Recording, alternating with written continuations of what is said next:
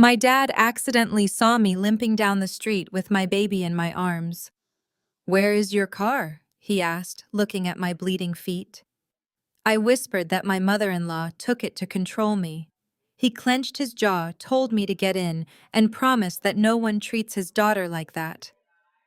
At exactly 7 that evening, my husband and his mother found out just how true that was. My name is Jessica. I am 34 years old, and until recently, my in-laws treated me like a freeloading burden who was lucky to be allowed in their presence. They thought I had dropped out of my tech career to become a useless stay-at-home mother, and they used that assumption to strip away every ounce of my dignity. Before I continue this story, let me know where you are watching from in the comments below. Hit like and subscribe if you have ever had to stand up to toxic in-laws who severely underestimated your worth. The freezing Seattle rain was relentless that Tuesday afternoon. It sliced through my thin cardigan, soaking me to the bone, but my only concern was the small, fragile weight in my arms. My 8-month-old son Leo was burning up with a fever, his tiny breaths coming in ragged, shallow gasps against my collarbone. I held him tighter, trying to shield his flushed face from the biting wind. Every step I took sent a sharp, stabbing pain up my legs. I was wearing a pair of old, hard-soled loafers that were 2 sizes too small, the only shoes I could grab in my panic. Blisters had formed and burst miles ago, and I could feel the warm, sticky sensation of my own blood soaking into the insoles. I had been walking for nearly an hour. Cars sped past me, their tires splashing icy puddle water against my bare legs, but no one stopped. I kept my head down, blinking away a mixture of rain and humiliated tears. My mind was a chaotic blur of fear for my baby and absolute disbelief at the cruelty of the people I called family. My husband Todd and his mother Beatrice had finally pushed me past my breaking point. Just as my legs felt like they were going to give out completely, a dark sedan slammed its brakes, the tires screeching loudly over the wet asphalt. The driver's side door flew open before the car even fully stopped. It was my father, Richard. He had just retired as a federal judge, a man who built his entire life around maintaining order, justice, and absolute control. Right now, though, he just looked like a terrified, heartbroken dad. He sprinted toward me through the downpour, his expensive trench coat already ruined. "Jessica, what on earth is happening?" he demanded, his voice thick with panic, as he wrapped his heavy, dry coat around Leo and me. "Why are you walking in this weather? Where is your car?" The warmth of his coat and the safety of his presence finally shattered my composure. I collapsed against him, my voice barely a whisper over the sound of the rain. "Beatrice took my keys." I sobbed. "She took the keys and she canceled the credit cards." My father froze. The sheer confusion on his face instantly hardened into a quiet, terrifying fury. "Get in the car," he ordered, his tone leaving no room for argument. "Right now." He ushered us into the passenger side, blasting the heater until the vents roared with warm air. He gently checked Leo's temperature with the back of his hand, his jaw ticking rhythmically. As he pulled back onto the road, the interrogation began. "Tell me exactly what happened, Jessica." I took a shaky breath, clutching my feverish baby close. "Beatrice demanded I cook a 5-course dinner for her country club friends tonight." I explained the absurdity of the situation, making me feel sick.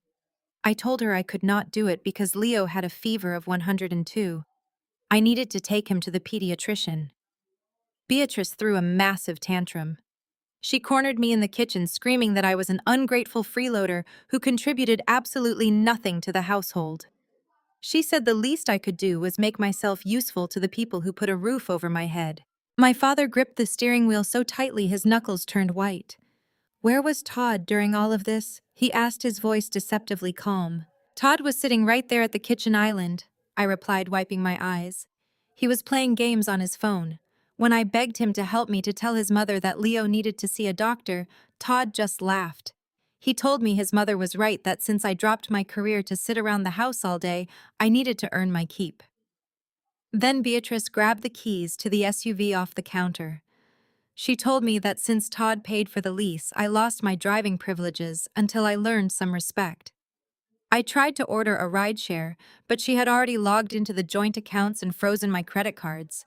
They told me I could walk if I wanted to leave so badly. I watched my father's profile as I spoke. Richard was not a man who yelled or threw things. He was a man who dismantled lives with cold, calculated precision. He let out a slow, measured breath. You are not just an exhausted mother, Jessica. You are a brilliant woman who has sacrificed far too much for a man who does not deserve to breathe the same air as you. No one treats my daughter like a prisoner. No one. He did not drive toward my apartment or his house. He whipped the car into a sharp U-turn, the tires sliding slightly on the slick pavement.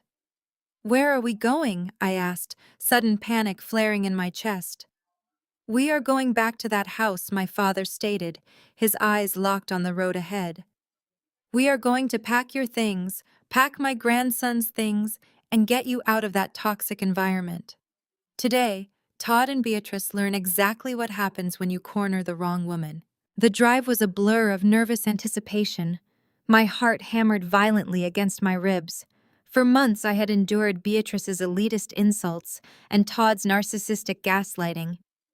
They honestly believed I was a trapped, penniless housewife who had no choice but to absorb their abuse. They had no idea about the secret I had been carefully guarding, the digital empire I had built in silence while they thought I was doing nothing. As my father turned the sedan onto the familiar tree-lined street of my neighborhood, the rain began to ease into a heavy drizzle. We pulled into the long driveway of the marital home. My breath hitched. Standing on the covered front porch, perfectly dry and entirely too smug, were Todd and Beatrice. Todd had his arms crossed over his chest, a mocking smile playing on his lips. Beatrice stood beside him, her designer handbag draped over her arm, looking down her nose at us as my father threw the car into park. But it was not their arrogant expressions that made my stomach drop. It was the thick stack of legal papers Todd was waving in his hand, waiting for me to step out of the car. I pushed the heavy car door open and stepped onto the wet concrete of the driveway. The rain had slowed to a drizzle, but the cold immediately bit into my skin. My father walked closely beside me, keeping his large umbrella angled perfectly to shield Leo, who was shivering against my chest. As we approached the porch steps, Todd did not move an inch to help us. Instead, he planted his feet firmly apart, blocking the double front doors. He held a thick stack of stapled documents in his right hand, slapping them against his left palm with a rhythmic, threatening smack. "You really thought you could just run off?" Todd asked, his voice dripping with condescension. "You thought you could throw a tantrum over a little dinner party and then go crying to Daddy? That is exactly why I had my lawyer draft these up this morning." He shoved the papers directly toward my face, forcing my father to step between us. "Emergency custody petition?" Todd announced loudly, making sure his voice carried over the sound of the rain. "Full physical and legal custody for me. The judge is going to take one look at your erratic behavior today, running out into a freezing storm with an infant, and grant it immediately. You are mentally unstable, Jessica. You are completely broke. You have no job, no income, and no car. You cannot even afford to buy yourself a decent pair of shoes, let alone provide a stable environment for my son. Hand him over right now, or I will call the police and tell them you are trying to kidnap him." I tightened my grip on Leo, my heart pounding violently against my ribs. The sheer audacity of his threats paralyzed me for a fraction of a second. I had spent 3 years letting Todd convince me that I was financially dependent on him, that I needed him to survive. He was weaponizing that fabricated reality against me right now, using the child I carried for 9 months as a bargaining chip. Before I could form a response, Beatrice stepped forward out of the shadows of the porch awning. She adjusted her silk scarf and looked my father up and down with an expression of pure disgust. "You should be embarrassed, Richard." Beatrice sneered, her voice sharp and calculating. "We gave her a beautiful life. We gave her a home in a gated community. We gave her a credit card and a respectable family name. And how does she repay us? By acting like an ungrateful child. She dropped out of a lucrative tech career just to become a freeloader in the house of my son. She contributes absolutely nothing. Your daughter is a complete failure, Richard." We are simply stepping in to protect our grandson from her incompetence. My father did not yell. He did not lose his temper. He reached out with terrifying calmness and snatched the stack of legal documents right out from his grip. Todd stumbled forward, caught completely off guard by the sudden movement. "Hey, give those back!" Todd shouted, reaching for the papers. My father ignored him. He looked down at the document, scanning the front page with the trained eye of a man who had spent 3 decades sitting on the federal bench. Then, with a single fluid motion, he gripped the thick stack of papers and tore them straight down the middle. The sound of tearing paper echoed sharply across the porch. Beatrice gasped, pressing a hand to her chest. Todd dropped his jaw in shock. "You clearly do not understand who you are dealing with," my father said, dropping the shredded halves onto the welcome mat right at his feet. "You do not have a signed order from a judge. You have a worthless piece of paper drafted by a strip mall lawyer who apparently failed to advise you that filing a frivolous emergency petition based on fabricated mental health claims is a sanctionable offense. Now step aside. My daughter is going upstairs to pack her baby belongings." "You cannot do that," Todd yelled, his face turning a deep shade of red. "This is my house. I pay the bills here. She has no right to take anything from this property. Step aside." "Todd," my father warned, his voice dropping an octave. "I am not moving," Todd sneered, crossing his arms and planting himself directly in front of the doorframe. "She is not taking my son anywhere. She has no money. She has no job. She has nothing but the clothes on her back.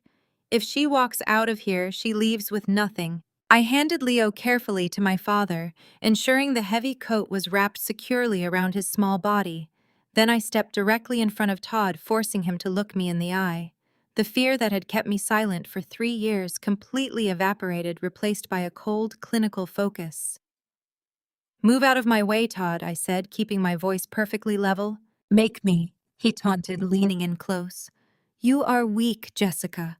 You are a weak, dependent little housewife who cannot even buy her own groceries without my permission. You are going to walk back into that kitchen, apologize to my mother, and start cooking that dinner. Or you are going back out into the rain without your son." I stared at his smug, arrogant face. He really believed his own lies. He really believed the financial prison he had tried to build around me was real. I took a slow, deliberate breath and let a small, sharp smile touch the corners of my mouth. "You think you have the high ground? Because you pay the mortgage?" I asked, my voice cutting through the damp air like a knife. Todd smirked. "I know I have the high ground. I am the provider in this house." I tilted my head slightly, watching his expression. "You have not paid the mortgage in 8 months." Todd's face immediately loses all its color. The smug, arrogant mask he wore just seconds ago shatters completely. He drops his arms to his sides, his mouth opening and closing as he struggles to find a single word. He looks from me to his mother, who is staring at him with absolute bewilderment. Beatrice recovers her composure first. She lets out a high, shrill laugh that echoes unpleasantly across the covered porch. "What a ridiculous lie," Beatrice sneers, gripping the strap of her designer handbag so tightly her knuckles pale. Todd is a highly successful millionaire investor. He manages incredibly complex cryptocurrency portfolios. He makes more in a single day than you have made in your entire pathetic life, Jessica. Stop projecting your own financial failures onto my son. I do not back down. Instead, I step right past Todd, brushing his shoulder as I cross the threshold into the grand foyer of the house. My father follows close behind me, his presence a silent, imposing shield. I set my heavy diaper bag onto the marble entryway table and unzip the front pocket. I pull out a thick manila folder and toss it directly onto the polished floor at Todd's feet. "Go ahead and look at it," I instruct, keeping my tone perfectly flat. "Those are the pre-foreclosure notices from the bank.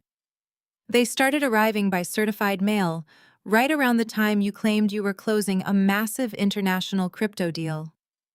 You were so busy playing the role of a wealthy day trader in your home office that you completely ignored the final warnings." Todd stares at the folder as if it is a venomous snake. His chest heaves with rapid, panicked breaths. "You went through my private mail," he yells, pointing a shaking finger at me. "That is a federal crime, Jessica. I will have you arrested for tampering with my correspondence. My father steps forward, his voice booming with absolute authority. Do not try to quote federal law to a retired judge, you absolute fool. You are legally married and her name is on the deed of this property. That makes it her mail, too. The only crime being committed here is your attempt to illegally evict the mother of your child while hiding your massive financial negligence. Beatrice pushes past Todd and scoops the folder off the floor. She rips it open, her eyes scanning the bold red letters from the banking institution. Her face goes slack as she reads the total amount in default. This cannot be right, she stammers, looking at Todd for reassurance. Todd, tell her this is a mistake. Tell her your funds are just temporarily tied up in secure offshore holdings. Just pay the bank right now and make this insolent girl look like the fool she is. Todd refuses to meet his mother's eyes. He stares fixedly at the floor, sweat beading on his forehead, despite the cold draft coming through the open front door. He cannot pay the bank. Beatrice, I say, savoring the absolute shock radiating from them. And even if he miraculously found the funds, he could not give it to them anyway, because the bank no longer owns the debt on this house. Todd snaps his head up, his eyes wide with confusion. What are you talking about, he demands. I lean against the marble table, crossing my arms. When the bank finalized the default, they put the debt up for auction to institutional buyers. I did not just intercept the mail, Todd. I tracked the asset. 2 months ago, an anonymous limited liability company stepped in and purchased the entire mortgage debt in cash. They bought the house right out from under you to save it from going to a public foreclosure auction. Todd scoffs, trying desperately to regain his footing.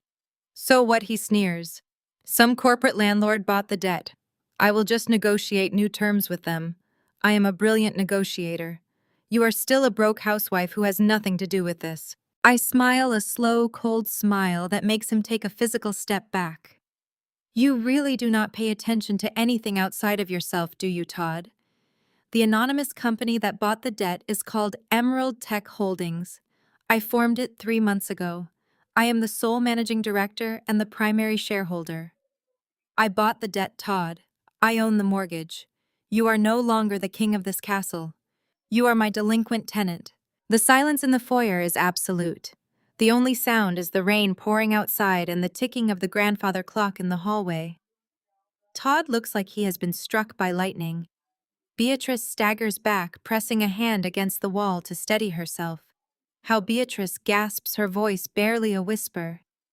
How could a useless, unemployed girl afford a multi-million-dollar mortgage buyout? Where did you get that kind of money? I do not owe you an explanation about my resources, I reply calmly.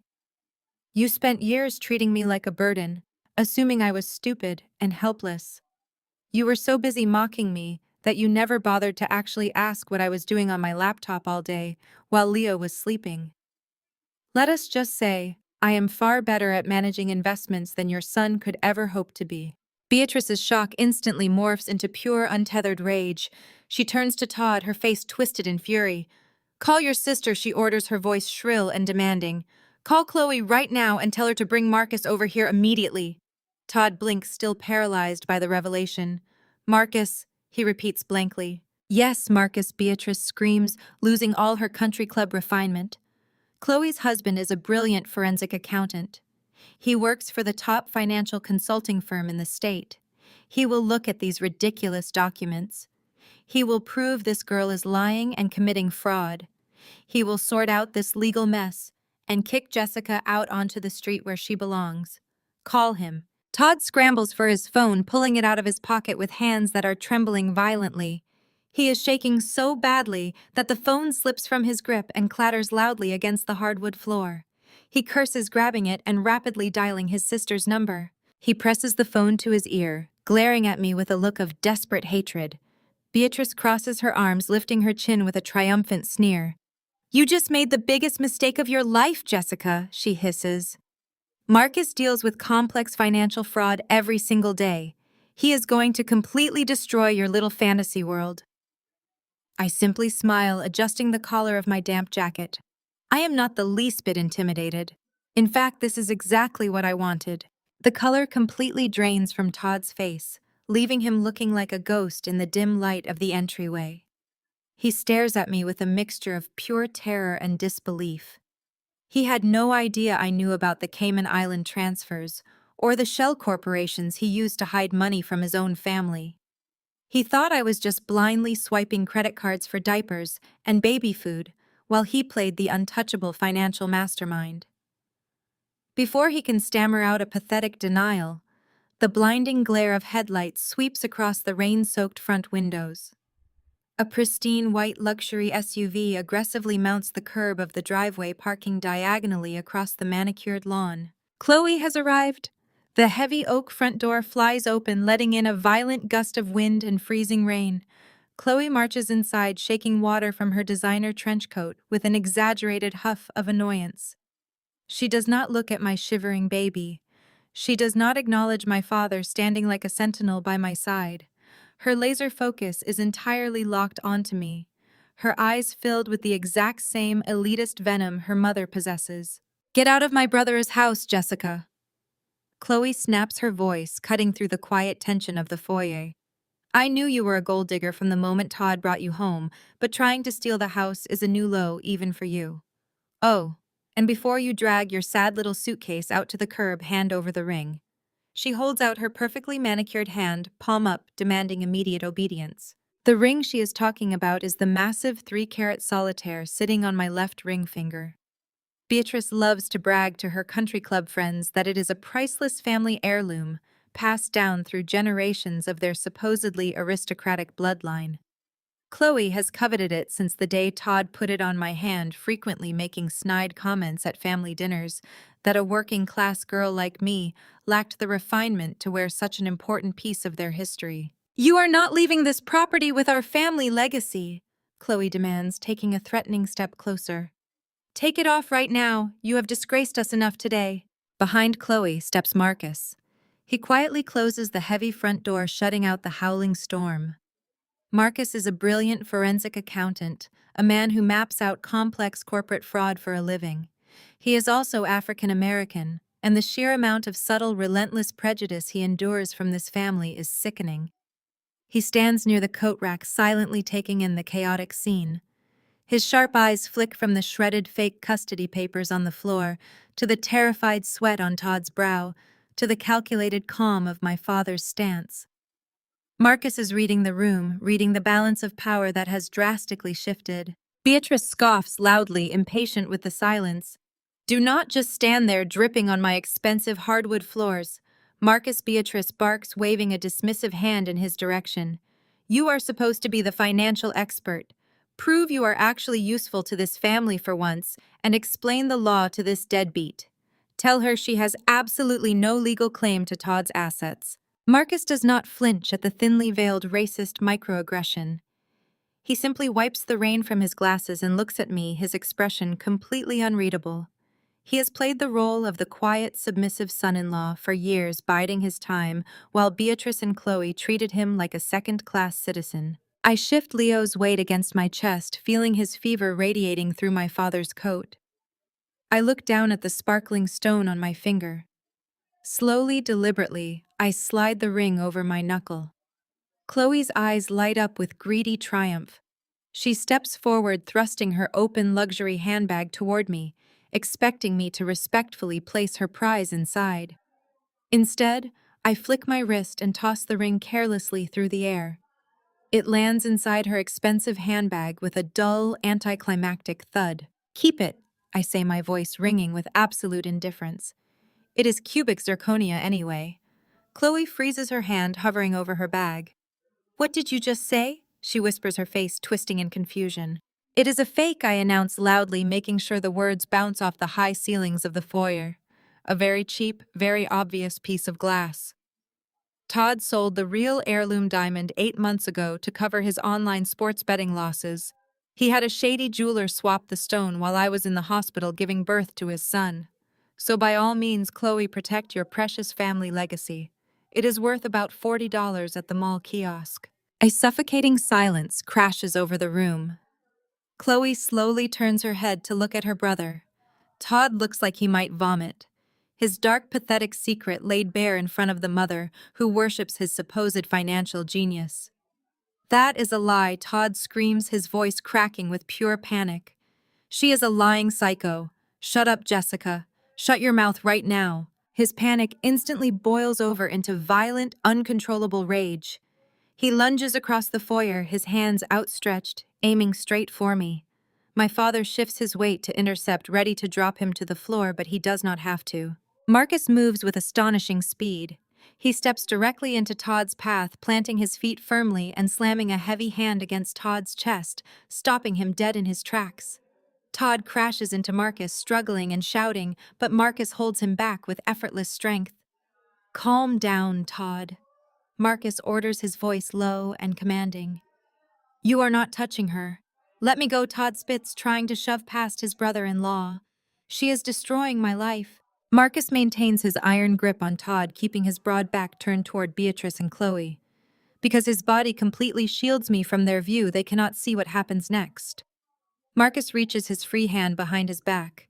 Between his fingers is a small silver USB drive. I stare at it, my pulse quickening. Without hesitating, I reach out and take the drive, slipping it instantly into the deep pocket of my father's coat. "I think it is time you leave, Jessica," Marcus says aloud, projecting his voice so Beatrice and Chloe can hear him clearly over Todd's shouting. "Get out of here before this gets any worse."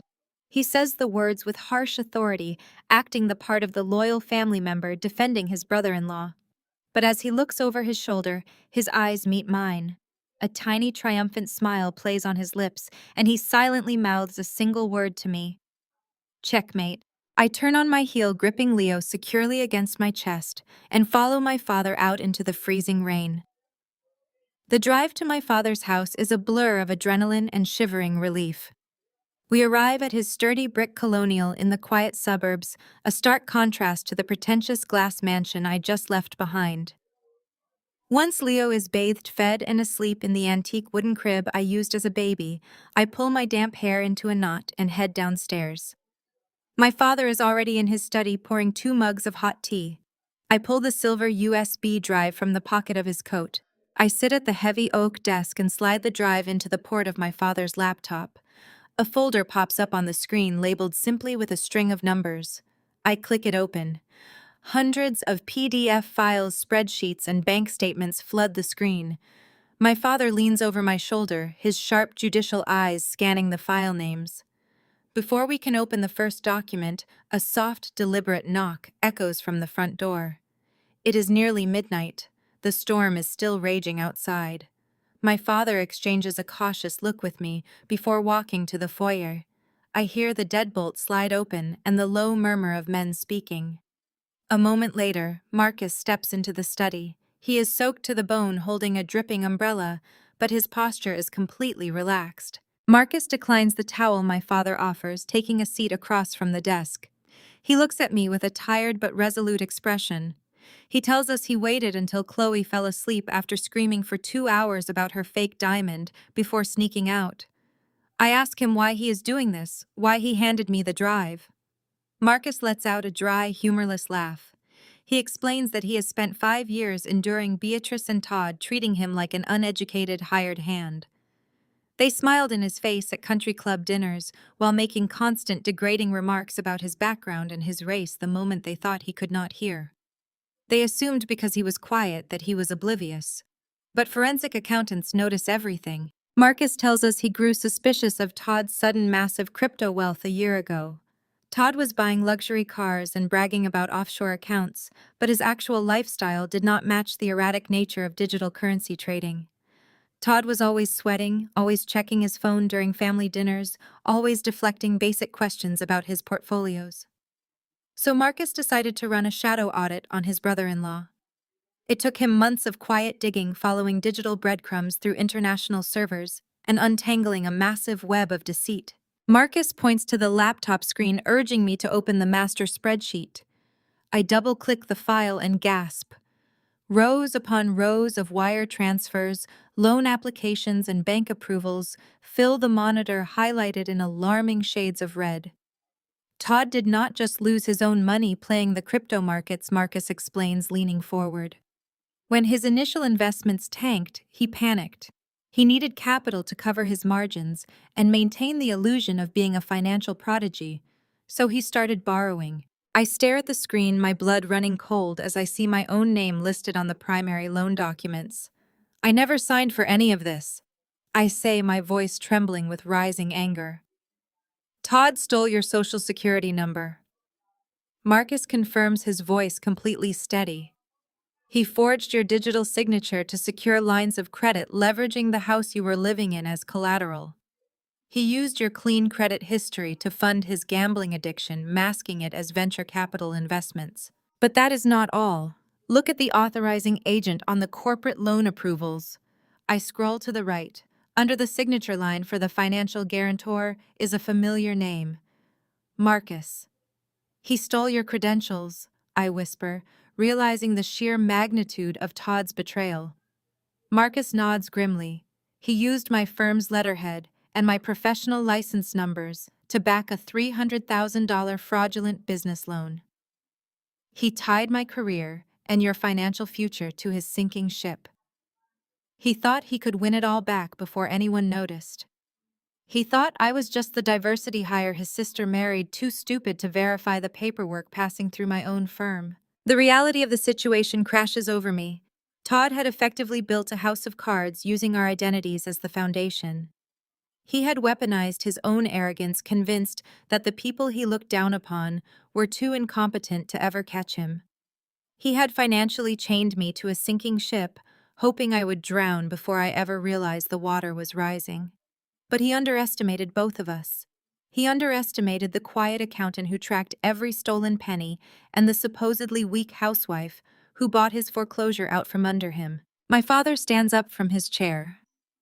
The calm, supportive grandfather vanishes, entirely replaced by the federal judge who spent 30 years putting white-collar criminals behind bars. He walks around the desk and places his hands flat on the polished wood, staring intently at the glowing screen. He scrolls through the forged signatures, the fake authorization codes, the desperate web of lies. Todd spun to keep his fragile ego intact. The precision of the theft is sloppy, leaving a glaring digital trail straight back to Todd's IP address. The audacity is almost breathtaking, my father says, his voice dangerously quiet. Todd really believed his mother's delusion that he was untouchable, that the rules simply did not apply to people of his perceived social standing. My father reaches into his breast pocket and slowly pulls out his reading glasses. He slides them onto his face and looks directly at Marcus, then at me. He taps a thick finger against the $300,000 loan document displayed on the monitor. This is not just a civil dispute anymore, my father states, his tone ringing with absolute finality. This is federal wire fraud, identity theft, and bank fraud, and I know exactly which FBI agent to call. The sharp, aggressive pounding on the front door shatters the quiet of the early morning. I glance at the antique grandfather clock in the hallway. It is barely 6 o'clock. The storm has passed, leaving behind a thick gray fog that clings to the windows. My father does not rush. He sets his coffee mug down on the kitchen counter and walks to the foyer with the calm, measured pace of a man who has anticipated this exact moment. I follow close behind him, holding Leo securely against my shoulder. When my father pulls open the heavy oak door, 2 police officers are standing on the porch. Their hands are resting casually near their utility belts, but their expressions are tense. We received a frantic call from a Beatrice Sterling, one of the officers says, looking past my father to fix his gaze on me. She claims her grandson has been kidnapped by his mother, who is currently suffering a severe mental health crisis. We need to step inside and verify the safety of the child. My father does not move an inch. He fills the doorway, his posture radiating absolute authority. You will not be stepping inside my home without a warrant, my father states, his voice perfectly level. But I will happily provide you with the documentation you need to understand exactly what is happening here. He reaches to the entryway table and picks up a thick manila envelope.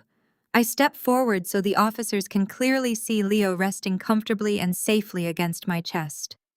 I pull the shredded remains of Todd's fake emergency custody petition from the envelope and hold it out. My mother-in-law called you because she is trying to enforce a fabricated legal document, I explain, watching the officer's expressions shift from suspicion to confusion. My husband forged this emergency custody petition yesterday.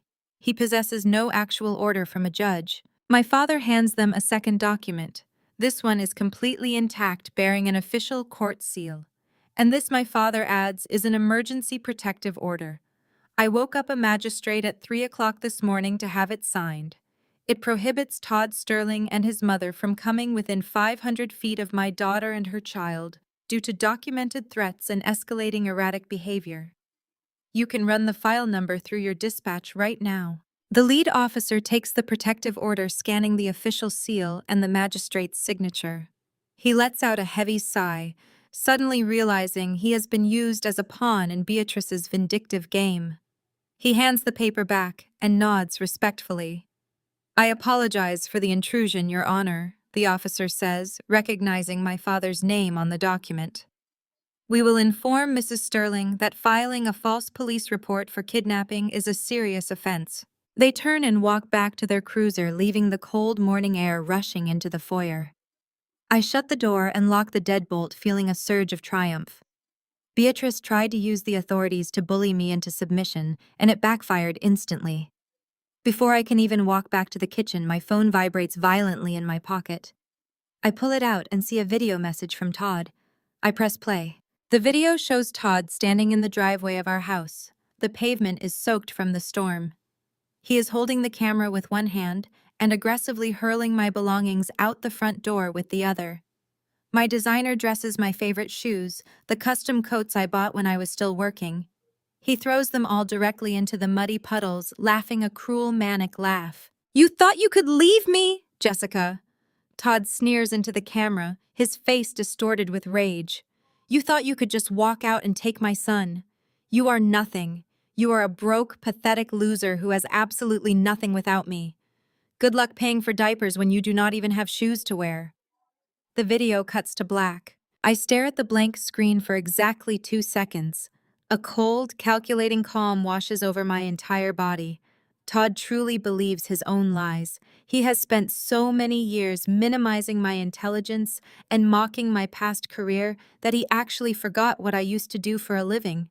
He forgot that before I became his trophy wife, I was a senior financial cybersecurity analyst for a major tech firm. I walk straight into my father's study and sit at his desk. Marcus's USB drive is still sitting right next to the laptop. I plug it in and open our joint banking portal. Todd uses these joint accounts to funnel his illicit funds, believing that keeping my name attached gives him a shield of legitimacy. My fingers fly across the keyboard. I do not just change the passwords. That would be too easy.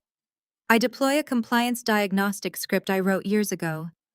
I extract the raw data of Todd's offshore wire transfers, the forged loan documents, and the Cayman Island routing numbers from Marcus's forensic audit.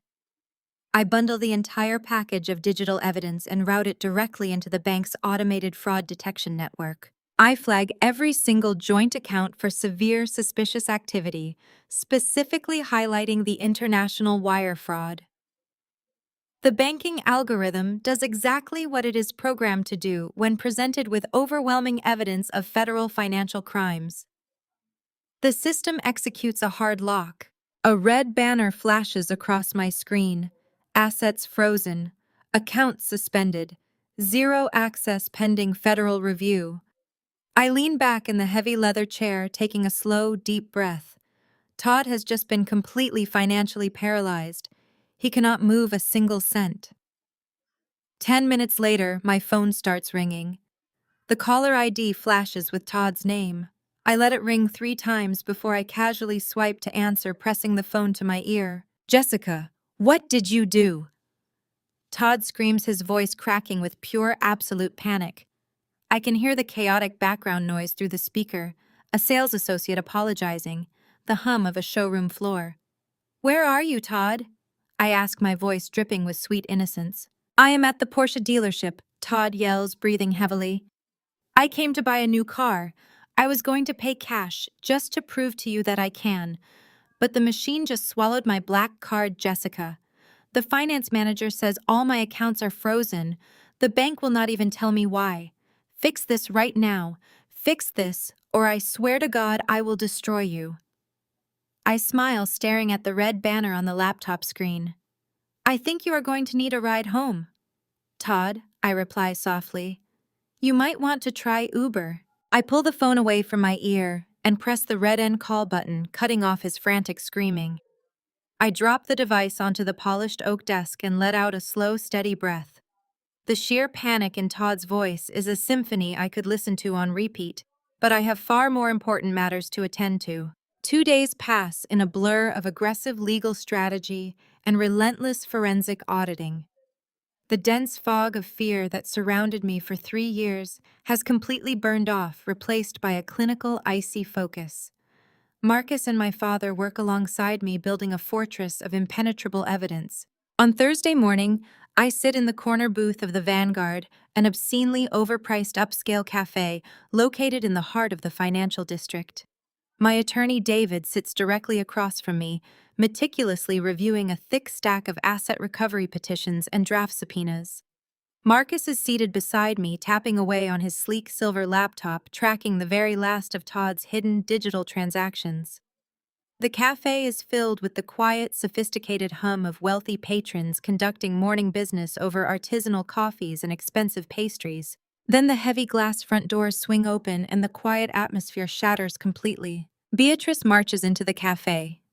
She is flanked by 3 women in pristine white tennis skirts and oversized designer sunglasses.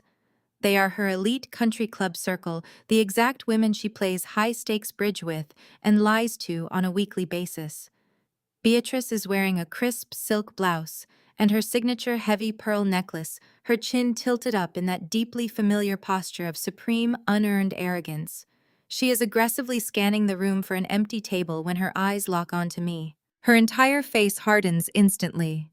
She does not hesitate or pause. She changes direction abruptly, marching straight toward our booth with her friends trailing behind her like well-dressed ducklings. Well, look who decided to show her face in polite society.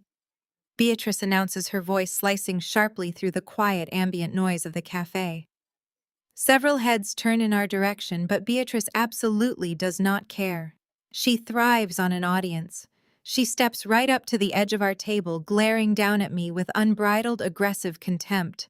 David immediately begins to stand up, his sharp lawyer instincts kicking in to shield his client from harassment, but I raise a hand and stop him. I want to hear exactly what she has to say. Where is my grandson? Jessica. Beatrice demands, slamming her manicured hand onto the edge of our table. You are an unfit mother. You snatch an innocent baby out of his rightful home in the middle of a freezing storm and hide behind your father like a pathetic coward. You are mentally unstable, and we are going to ensure the family court strips you of all parental rights permanently. I remain perfectly still, my hands resting comfortably in my lap. I do not break eye contact or flinch at her vicious words. Beatrice turns slightly, gesturing broadly to her friends who are looking at me with expressions of theatrical disgust. I warned Todd about marrying down, Beatrice says loudly, ensuring the neighboring tables can hear every single word. I told him from the very beginning that bringing someone from her background into our family was a catastrophic mistake. We saved this girl from a pathetic blue-collar existence. Her family could not even afford to send her to an elite private university. We gave her the sterling name. We elevated her from the working-class dirt she was born in. We paid for her food, her clothes, her entire life. And how does she repay my son? By trying to steal his money and tearing a child away from his father. Her friends gasp right on cue, shaking their perfectly styled heads in mock sympathy. It is a complete tragedy, Beatrice, one of the tennis women, murmurs, adjusting her visor. You simply cannot buy class. I look at the 3 women and then directly back to Beatrice. The absolute unwavering delusion is almost impressive. She has spent her entire life curating this flawless image of aristocratic superiority, hiding the rotting foundation of her family's finances behind pearls and exclusive country club luncheons. She genuinely believes that because she speaks with a refined accent, she is somehow magically immune to the consequences of her son's criminal behavior. I reach forward and pick up my porcelain teacup. I take a slow, deliberate sip of my Earl Grey tea, letting the heavy silence stretch out just long enough to make Beatrice shift uncomfortably on her feet. Are you quite finished? I ask, setting the cup down onto its matching saucer with a soft, definitive clink. Beatrice crosses her arms tightly, her eyes narrowing into dangerous slits. I will not be dismissed by you. You are a complete fraud, Jessica. You are nothing but a common thief trying to extort my highly successful son. I nod slowly, turning my attention to Marcus. Marcus does not say a single word. He simply reaches over and slides my digital tablet across the polished wood table, turning the screen so it directly faces Beatrice. You love to talk about status. Beatrice, I say, keeping my voice low and dangerously calm. You love to parade around town with your friends, pretending you belong to this untouchable upper echelon of wealth. You look down on my family because my father earned his living through hard civil service, while your family supposedly coasted on generational wealth and superior breeding. I tap the glowing screen of the tablet. What you are looking at is the master financial ledger for the Sterling family accounts. Marcus was kind enough to untangle the massive fraudulent mess your son made. You see, Todd did not just drain his own savings, he drained yours, too. Beatrice's eyes flick rapidly down to the screen. She tries to maintain her haughty expression, but as she reads the highlighted red figures, her perfectly contoured face goes completely slack. That ledger shows that the Sterling family trust has been entirely depleted. I continue leaning forward and resting my elbows on the table. But more importantly, it shows your outstanding personal debts. You have not paid your estate mortgage in 6 months. Your luxury car leases are in severe default. And my absolute personal favorite, your beloved membership at the Oak Ridge Country Club. Beatrice swallows hard, her throat visibly working. This is a complete fabrication, she stammers, though her voice has lost all its booming power. This is fake data manipulated by a bitter ex-wife. It is not fake, Beatrice, I reply, my tone turning to pure ice. You owe the country club over $40,000 in back dues and unpaid dining tabs. They have been sending you warning letters for months, but you just kept throwing them away, assuming your golden child son would magically produce the money to cover your extravagant lifestyle. One of Beatrice's friends leans in, trying to get a closer look at the screen.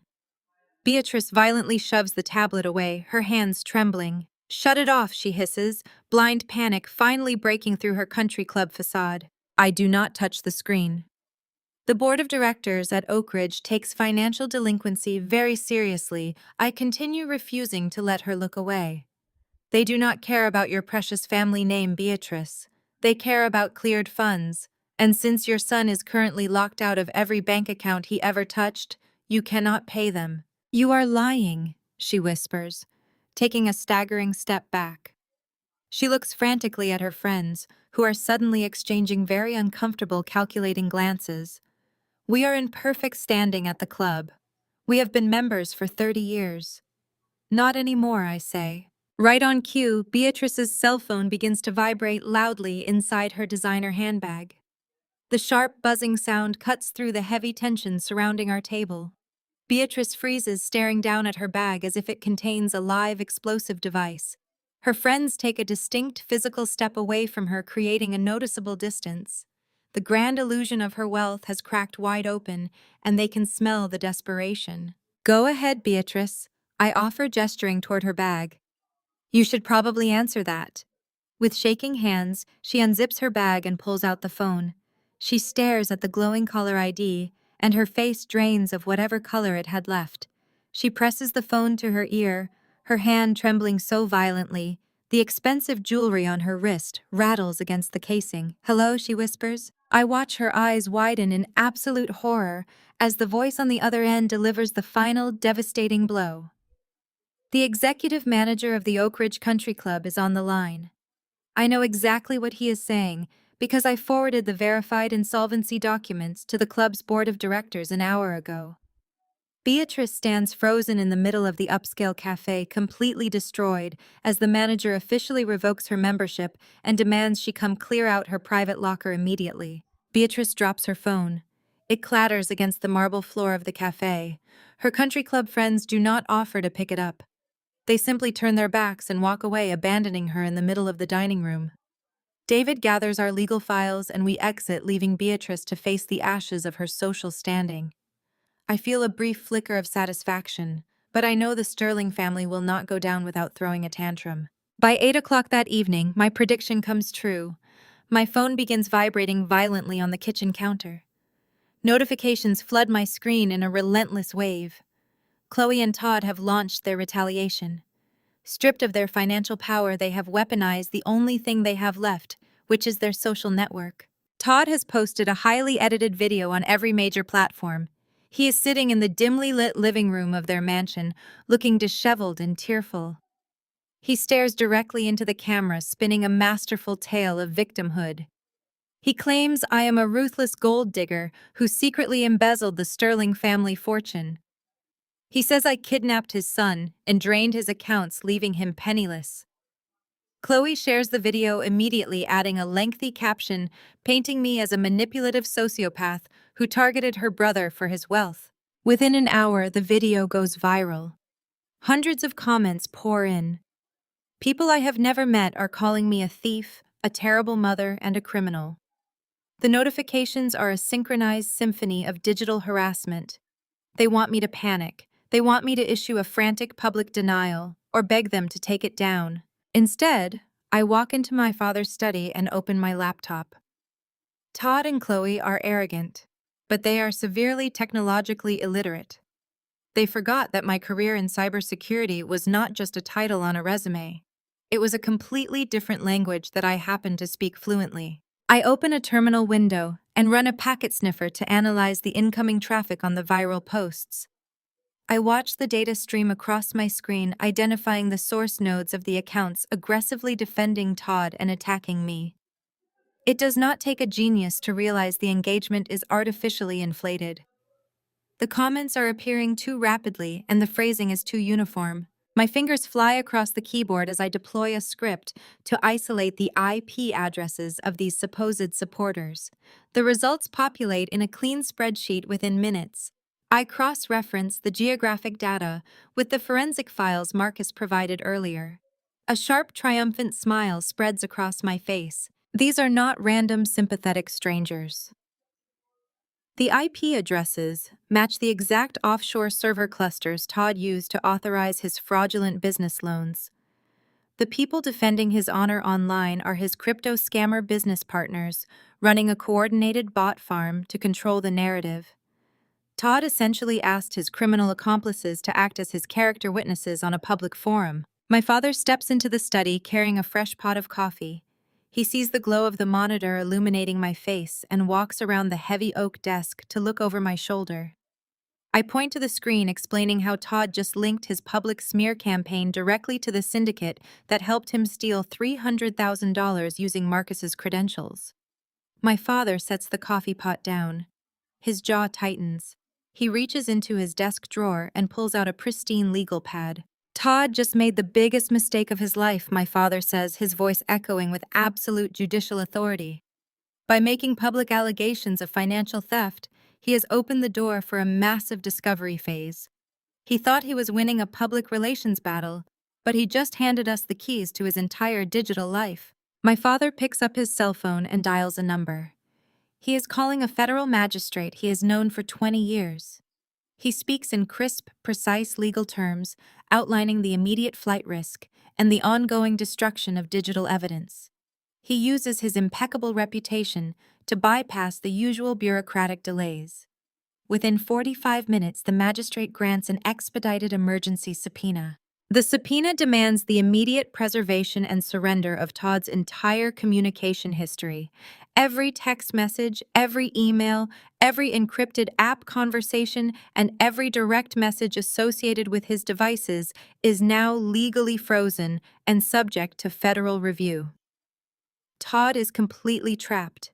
He cannot delete the videos or the messages to his scammer friends without committing deliberate spoliation of evidence, which carries severe federal prison time. He has literally woven his own net, and my father just pulled the strings tight. The next afternoon, the storm clouds have cleared, but the tension in the house remains sharp. I am sitting at the kitchen island reviewing the final asset recovery petitions with David over a secure video call. We are preparing to systematically dismantle what is left of the Sterling estate. My cell phone buzzes on the marble countertop. The caller ID displays Marcus's name. I answer the call immediately. "Jessica, you need to listen to me very carefully," Marcus says. His voice is hushed and urgent, completely lacking its usual steady calm. He is speaking quickly, likely hiding in a quiet room away from Chloe. "What is happening, Marcus?" I ask, gripping the edge of the counter. "Beatrice is completely unhinged," Marcus whispers. "She lost her country club membership, and her bridge group completely excommunicated her. Todd is panicking because his lawyers just informed him about the federal subpoena. They are backed into a corner, and they are planning to completely ruin you at the annual charity gala tomorrow night. Beatrice wants to publicly serve you with a lawsuit at 7 o'clock right in front of the entire philanthropic board. She thinks a massive public spectacle will force you to settle and drop the fraud charges." I stare straight ahead, my mind already processing this new threat. "Thank you, Marcus," I say, my voice steady. "I will be ready." I hang up the phone. Beatrice Sterling wants a public spectacle. She has absolutely no idea what kind of show I am about to give her. The warning from Marcus echoes in my mind as I step through the heavy brass doors of the federal courthouse the next morning. Todd and Beatrice did not wait for the charity gala to launch their legal assault. Desperate to unlock the frozen bank accounts and facing absolute financial ruin, they fast-tracked an emergency injunction. They want a judge to force me to release the funds. But Todd, being the arrogant narcissist that he is, could not just stop at asking for his accounts back. He decided to go after my father. I walk down the polished marble corridor of the courthouse, my heels clicking in unison with my father's steady, heavy footsteps. We push open the double mahogany doors of courtroom 4B. Todd is already sitting at the plaintiff's table. He is wearing a custom-tailored Italian suit, completely ignoring the fact that his black card was swallowed by an ATM 24 hours ago. Next to him sits his lawyer, a slick, overpriced bulldog named Vance, who looks entirely too confident for a man representing a desperate criminal. Todd turns and catches my eye. A vile, smug smirk spreads across his face. He truly believes he holds the winning hand. He thinks the legal system is just another country club where he can charm and bully his way into getting exactly what he wants. We take our seats at the defense table. My father sits beside me, exuding the quiet, terrifying calm of an apex predator in its natural habitat. This is his domain. Todd has foolishly dragged a retired federal judge into a courtroom battle. The bailiff announces the arrival of the Honorable Patricia Mendez. She takes the bench, adjusting her robes and opening the case file. Judge Mendez is a sharp, no-nonsense jurist with a reputation for mercilessly shredding unprepared attorneys. What Todd and Vance do not realize is that 15 years ago, my father was her primary mentor. She learned everything she knows about white-collar fraud directly from him. Vance stands up, adjusting his silk tie. "Your Honor, we are here to request an immediate dissolution of the asset freeze placed on my client's accounts by his estranged wife. Furthermore, we are submitting a motion to claim a 50% stake in the Richard Sterling Irrevocable Retirement Trust." My client presents a signed and notarized contract proving Jessica Sterling pledged her future inheritance as collateral for a joint business venture. Vance approaches the bench and hands a crisp document to the clerk, who passes it up to Judge Mendez. Todd leans back in his chair, crossing his arms and grinning at me. He thinks this forged piece of paper will terrify me into dropping the cyber freeze on his accounts. He thinks threatening my father's retirement will force us to settle. I look at the document displayed on the evidence monitor. It is a spousal asset transfer agreement. At the bottom is a nearly perfect replication of my signature. Todd must have traced it from our marriage certificate. Judge Mendez reviews the document, her expression completely neutral. She looks over her glasses at our table. "Does the defense have a response to this contract?" My father stands up. He does not even bother looking at Vance. He addresses the judge with the casual familiarity of two experts analyzing a broken machine. "Your Honor, we do not contest the visual accuracy of my daughter's forged signature," my father states, his voice echoing powerfully through the high ceilings of the courtroom. "We instead draw the court's attention to page 4, specifically the notary seal validating the execution of this fraudulent contract. Judge Mendez flips to the fourth page. Vance frowns, his confident facade slipping just a fraction. Todd shifts uncomfortably in his chair, his smirk wavering. If you run that notary identification number through the state registry, my father continues, pulling a printed verification report from his briefcase, you will discover a fascinating anomaly. The notary stamp belongs to a man named Arthur Pendleton. Mr. Pendleton unfortunately passed away 7 years ago. Furthermore, the seal itself is a digital composite. The ink pattern is perfectly uniform, lacking the standard microabrasions of a physical stamp. My former son-in-law did not just forge my daughter's signature, he manufactured a federal notary seal to attempt the theft of a multi-million-dollar retirement trust. A deadly heavy silence falls over the courtroom. Judge Mendez stares at the document and then slowly lifts her eyes to stare directly at Vance.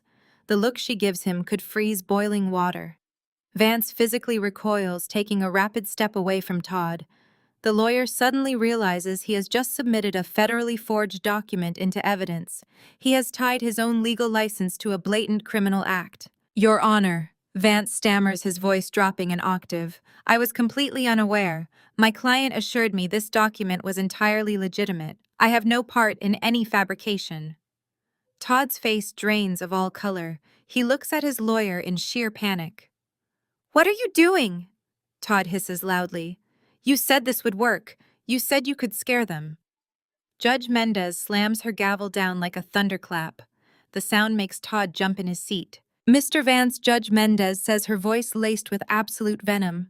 I highly suggest you evaluate your representation of this client before I report you to the State Ethics Board for submitting fraudulent evidence into my court.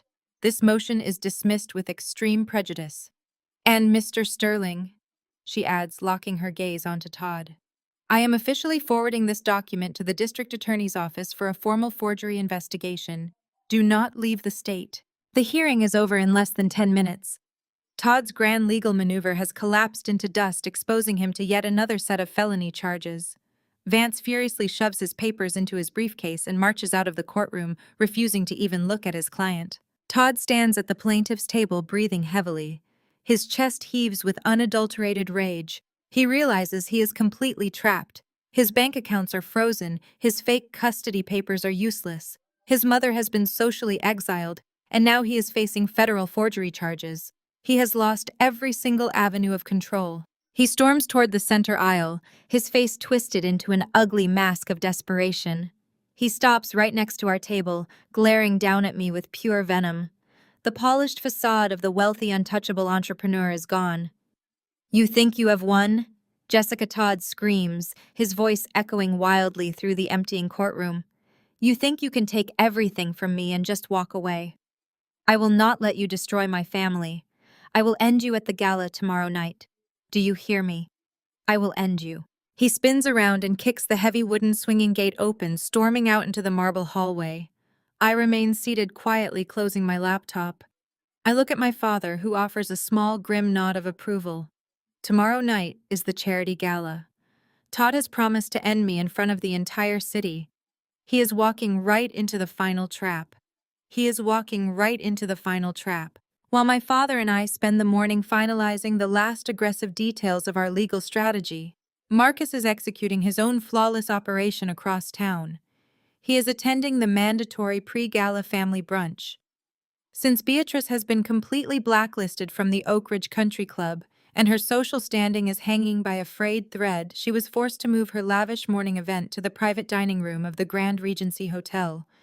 She rented the space under the guise of an elite committee meeting, hoping to maintain the illusion of her absolute superiority. Marcus sits quietly at the far edge of the long, polished mahogany table. The room is filled with the clinking of crystal mimosa flutes and the forced artificial laughter of Beatrice and Chloe. They are desperately trying to project an image of untouchable wealth, pretending their entire financial empire is not currently burning to the ground, thanks to Todd's frozen accounts. Todd himself is conspicuously absent, likely hiding from his lawyers and federal authorities, but Beatrice and Chloe compensate for his absence by focusing all their concentrated venom directly onto Marcus. You know, Marcus, Beatrice, says, her voice slicing through the polite background music like a serrated blade. The gala catering bill is due today. Since my son is currently dealing with a ridiculous and highly illegal banking error caused by his psychotic ex-wife, it is time you finally stepped up. You have lived very comfortably under the Sterling family umbrella for 5 years. It is time you actually proved your worth to this family. Chloe chimes in, inspecting her freshly manicured nails with a look of supreme boredom. Honestly, Marcus, you are lucky we even let you sit at this table. You would still be crunching numbers in some depressing fluorescent cubicle if I had not married you. The least you can do is cover the caviar and champagne for tonight. Consider it the cost of admission to our world. Marcus does not react to the blatant disrespect. He does not flinch at the aggressive elitism or the thinly veiled racial microaggressions they have aimed at him since the day he was introduced to them. He has spent years playing the role of the quiet, submissive son-in-law, absorbing their insults, while silently mapping out the exact dimensions of their inevitable destruction. He simply takes a slow sip of his black coffee, his expression completely unreadable. The heavy wooden doors of the private dining room swing open. The hotel catering manager approaches the table holding a plush leather folio containing the final invoice. It is a staggering amount for a 500-person luxury event. Beatrice waves a dismissive hand toward Marcus, her heavy pearl bracelet rattling against her wrist. My son-in-law will be handling the bill, Beatrice announces loudly, making sure the hotel staff and the few other committee members in the room hear her declare her dominance. Marcus smoothly reaches into his tailored jacket pocket. He pulls out a solid metal black card and hands it directly to the manager. Chloe smirks, exchanging a triumphant, greedy glance with her mother. She leans back in her tufted dining chair, looking at Marcus like a prized, obedient pet. Good boy, Chloe purrs, taking a long sip of her mimosa. The catering manager runs the card, hands Marcus the receipt, and quietly exits the room. The moment the heavy oak doors click shut, sealing them inside the private space, Marcus reaches down into his leather briefcase sitting on the floor beside him. He pulls out a massive, thick manila folder completely stuffed with highlighted bank records, printed spreadsheets, and authenticated financial wire logs. Without breaking eye contact with Beatrice, he tosses the heavy file across the length of the mahogany table. It slides rapidly over the polished wood and lands directly on top of her untouched Eggs Benedict. The delicate bone china plate shatters with a loud, violent crack, sending egg yolk and hollandaise sauce splattering onto the pristine white tablecloth and Beatrice's silk blouse. "What on earth is wrong with you?" Beatrice shrieks, jumping back from the table in horror, her hands hovering over the mess. Marcus rests his arms on the table, leaning forward with a predator's absolute calm. "I am a forensic accountant." Beatrice Marcus begins, his voice low and incredibly dangerous. "My entire job is finding money that people are trying very hard to hide. When Todd started stealing from my firm to cover his crypto losses, I decided to run a full shadow audit on the entire Sterling family. I wanted to see exactly how deep the rot went." Beatrice freezes. The color instantly drains from her face, leaving her pale and trembling. "I looked very closely into the Oak Ridge Country Club charity fund." Marcus continues, projecting his voice so every single syllable lands like a physical blow. "The specific charity fund you have managed as treasurer for the past decade. The exact fund we are supposedly raising money for tonight at the gala. It turns out you have not just been delinquent on your club dues, Beatrice. You have been systematically embezzling hundreds of thousands of dollars from sick children for years." Chloe gasps, dropping her mimosa glass. It shatters against the table base, spilling champagne across the floor, but nobody moves. "You think you rescued me from a working-class life?" Beatrice Marcus asks, his tone dripping with absolute disgust. "I have spent 5 years watching you balance your checkbook with stolen money. When you bought Chloe that luxury SUV last year, that was a pediatric cancer donation. When you fully funded her failed boutique in Milan, that was the silent auction revenue. You are not old money, Beatrice. You are a common thief hiding behind a string of pearls and a stolen country club ledger." "Mom," Chloe whispers, her voice trembling with sudden sheer panic. Her eyes dart wildly between the ruined plate and her mother's face. "Tell me he is lying. Tell me he made this up." Beatrice cannot speak. Her mouth opens and closes, but no sound comes out. The evidence is sitting right in front of her, covered in egg yolk. She knows Marcus has the paper trail. She knows he has the offshore routing numbers, the fake shell charity vendors, and the exact dates she transferred the stolen donations into Chloe's personal checking accounts. You thought I was just some quiet diversity hire you could push around, Marcus says, standing up and buttoning his suit jacket with meticulous precision. You thought I was blind to the way you treated me. But I see everything. I forwarded that entire file to the State Attorney General and the Federal Charity Commission 30 minutes ago. Marcus looks at his wife, Chloe. She is staring up at him with wide, terrified eyes, suddenly realizing that the man she has belittled and mocked for 5 years holds the absolute power to send her and her mother to federal prison.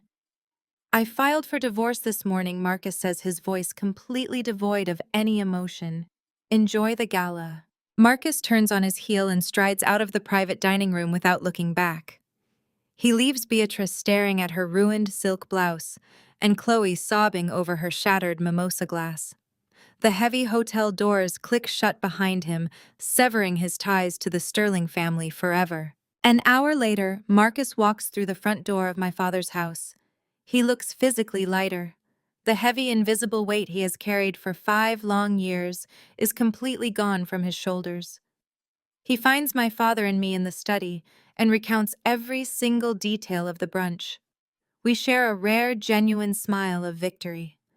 The Sterling women have been officially backed into a corner and stripped of their primary financial enabler. But animals are the most dangerous when they are trapped and cornered. Right on cue, the doorbell rings. My father answers it and returns to the study holding a thick cream-colored envelope sealed with an obscene amount of gold wax. It is addressed directly to me in swirling, arrogant calligraphy. I break the seal and slide out a heavy cardstock invitation to the Oak Ridge Annual Charity Gala. A handwritten note on personalized country club stationery is clipped to the front. You have 24 hours to drop the asset freeze and return my grandson. If you do not comply, we will destroy you in front of the entire city tonight. Dress nicely. Beatrice. She is actually inviting me to my own execution.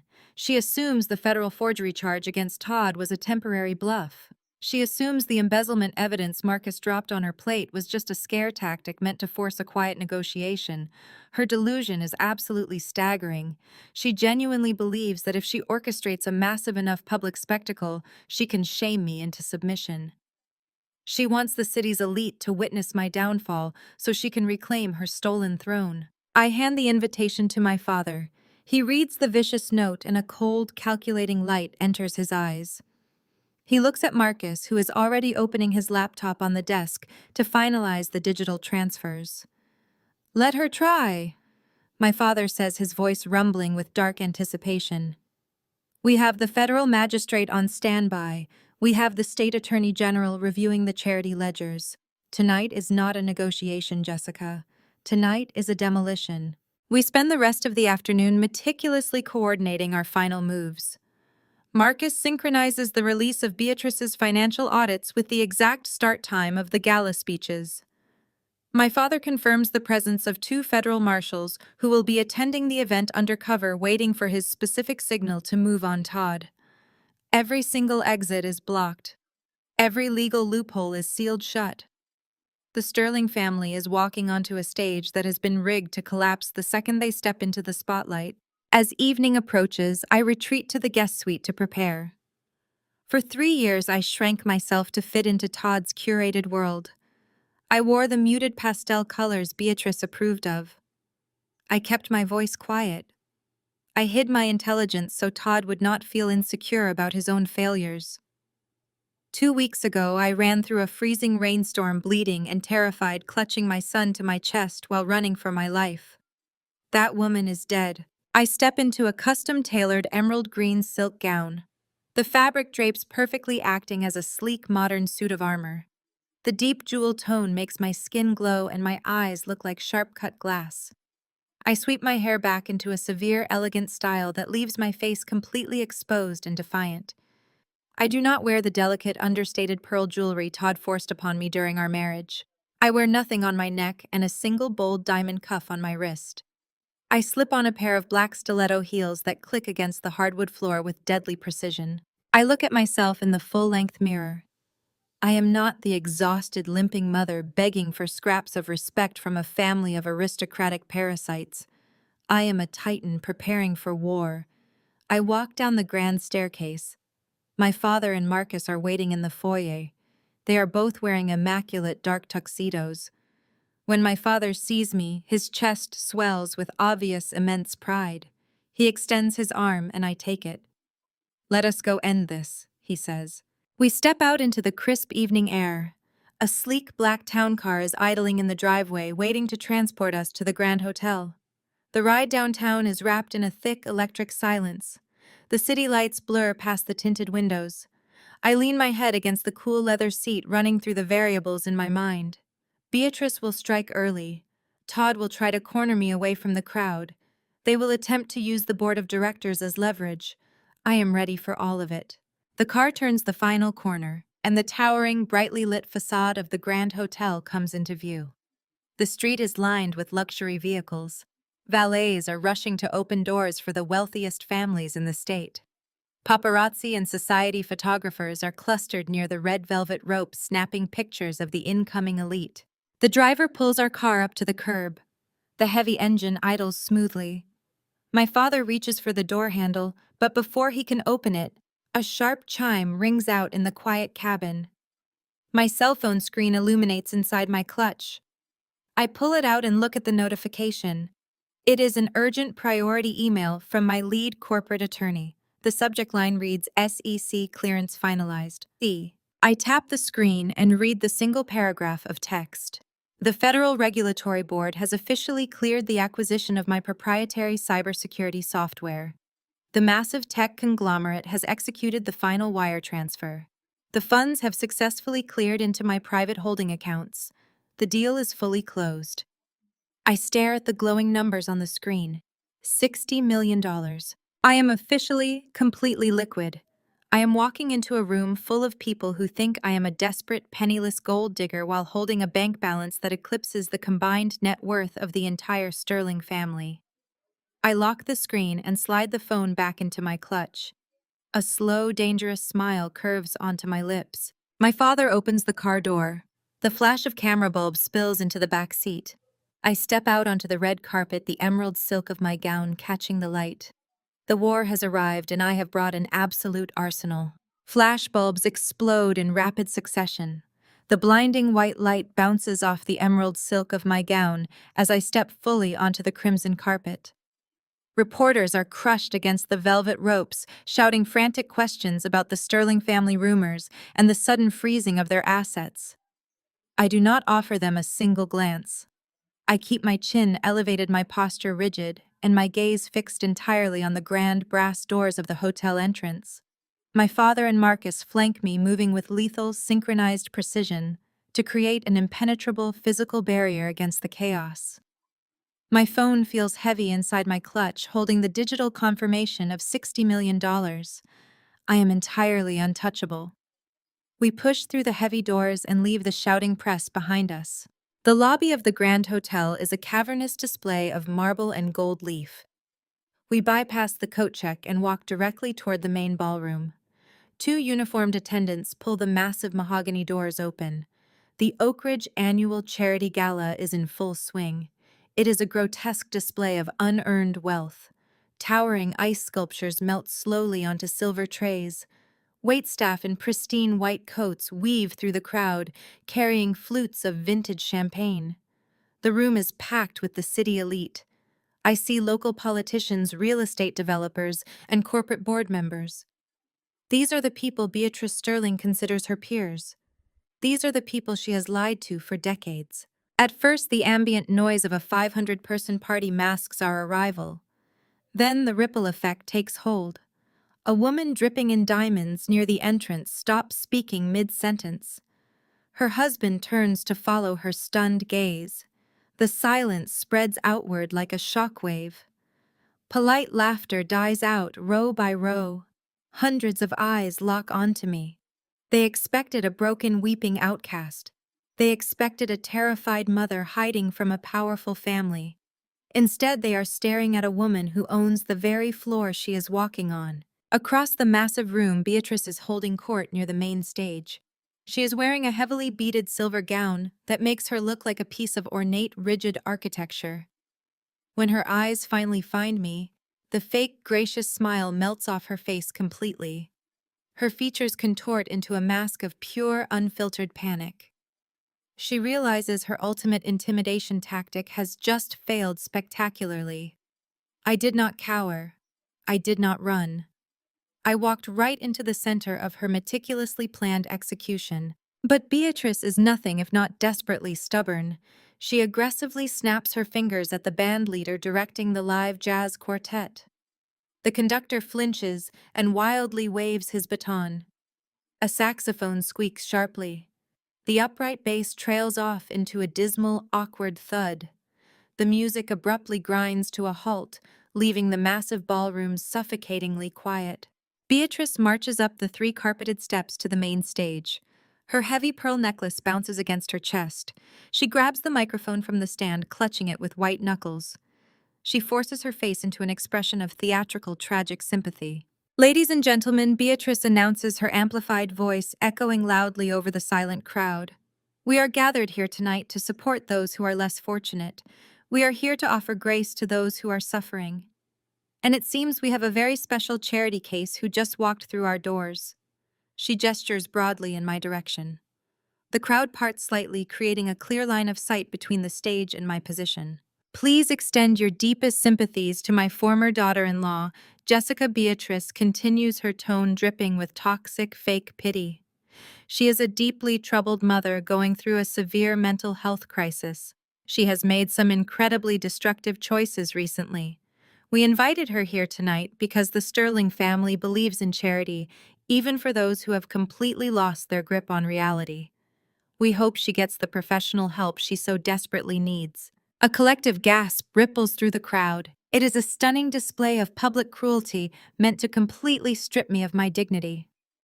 Before the whispers can fully start, Todd steps out from behind a floral arrangement.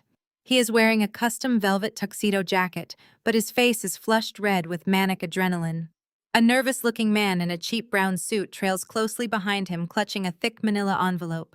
Todd struts directly into my path, intentionally blocking my route to the center of the room. He looks me up and down with utter arrogant contempt. You should have stayed in hiding, Jessica. Todd sneers, making sure his voice carries to the surrounding tables. You actually thought you could steal my money and kidnap my son. You are nothing but a pathetic fraud. He snaps his fingers at the man in the brown suit. Serve her, Todd barks. The process server steps forward, holding out the envelope with a shaking hand. You have officially been served with an emergency federal injunction and a multi-million-dollar defamation lawsuit, Todd announces, puffing his chest out. I am taking my son back. I am taking my accounts back, and I am going to ruin your father in federal court. You are finished. I do not flinch. I do not look at the envelope. I look right through Todd as if he is a meaningless stain on the marble floor. I do not break my stride. My shoulder violently clips Todd's chest as I brush past him.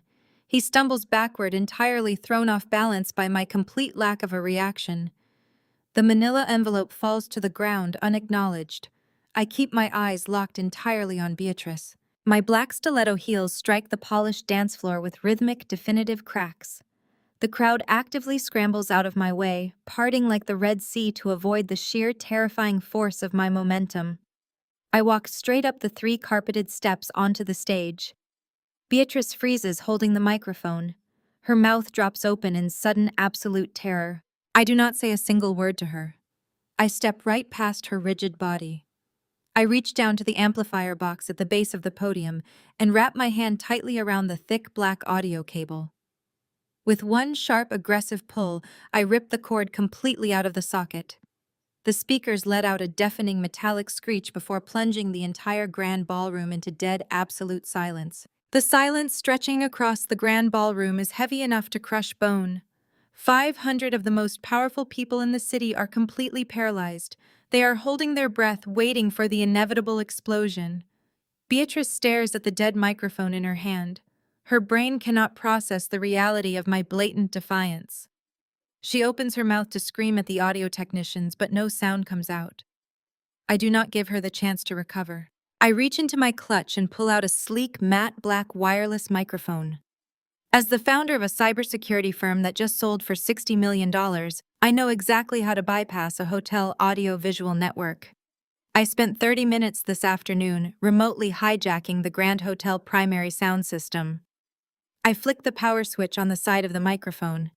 A tiny green LED light blinks to life. "Good evening, everyone," I say. My voice booms through the massive overhead speakers with crystal-clear precision.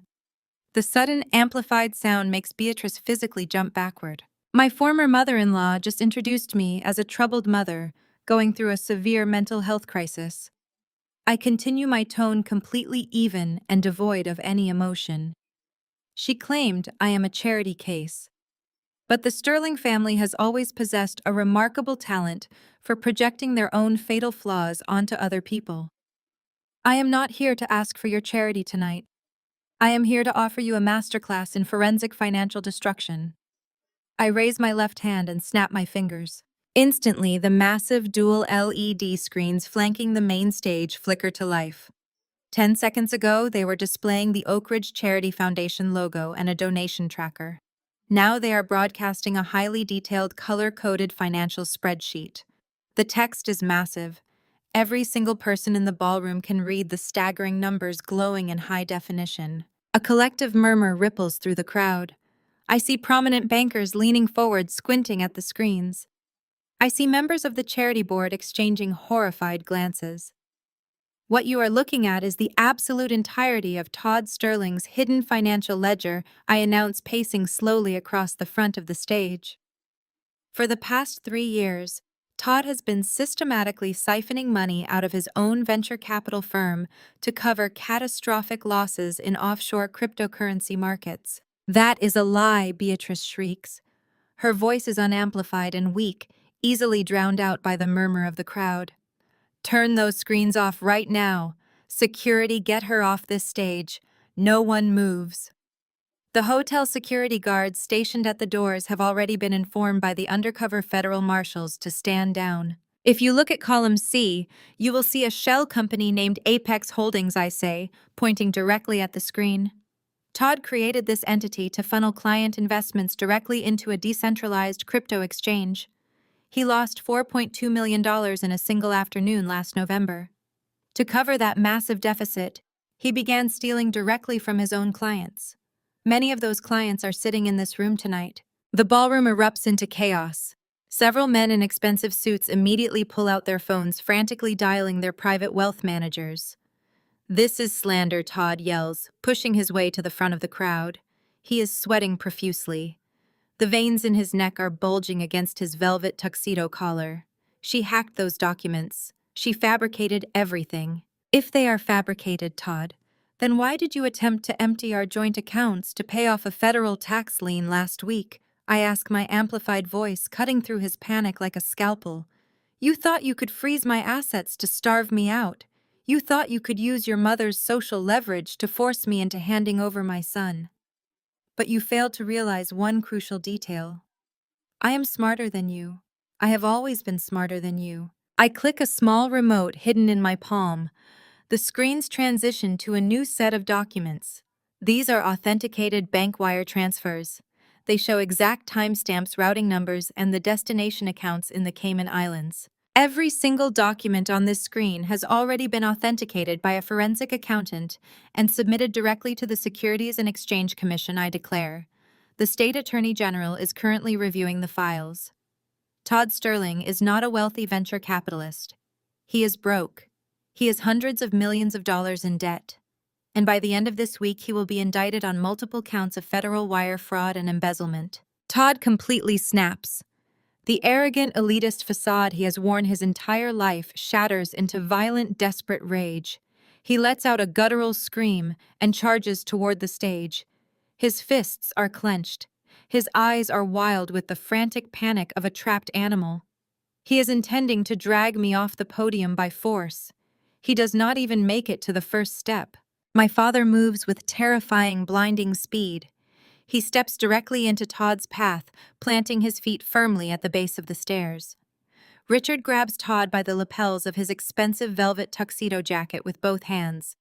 The impact completely halts Todd's forward momentum. My father violently shoves Todd backward, pinning him against the edge of a catering table. Silverware clatters to the floor. Todd freezes. My father is staring down at him with an expression of pure lethal menace. "Touch my daughter and you will not just go to federal prison." My father snarls, his voice low and incredibly dangerous. "You will go to the ICU first." Todd swallows hard. All the fight instantly drains out of him. He raises his hands in a gesture of surrender, terrified of the older man holding him pinned against the table. In the crowd, Chloe Sterling is watching her entire world collapse. She looks at the screens displaying the fraud. She looks at her brother being manhandled. She looks at her mother standing frozen on the stage, clutching a dead microphone. Panic overtakes her completely. Chloe turns frantically, scanning the crowd until she finds her husband. Marcus is standing quietly near the front row, his arms crossed over his chest, his expression entirely unreadable. Marcus, Chloe screams, her voice shrill and hysterical.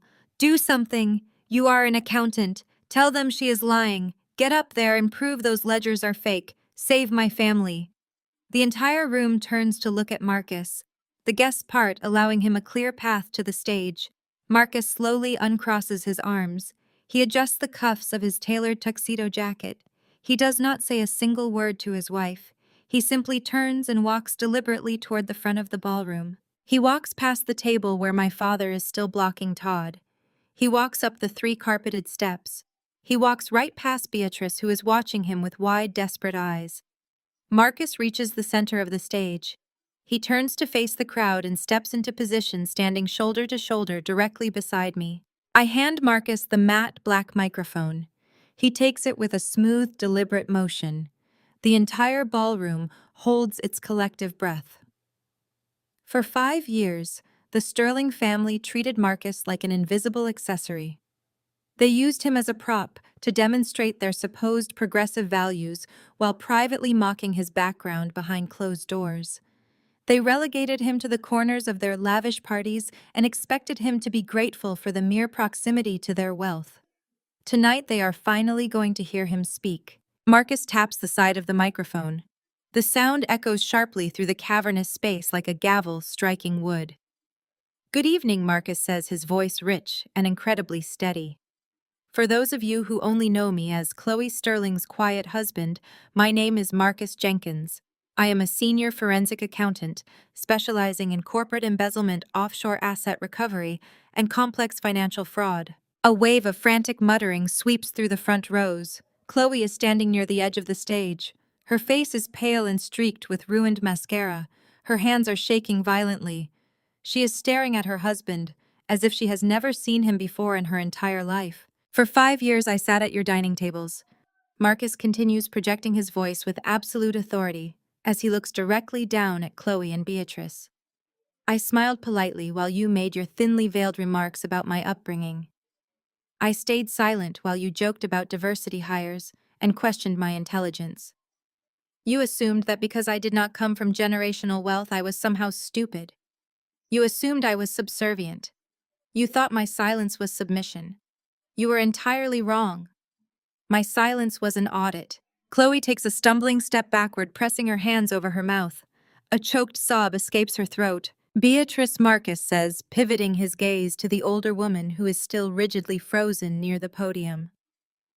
"You love to remind me of the Sterling family legacy. You love to boast about your philanthropic endeavors to the media.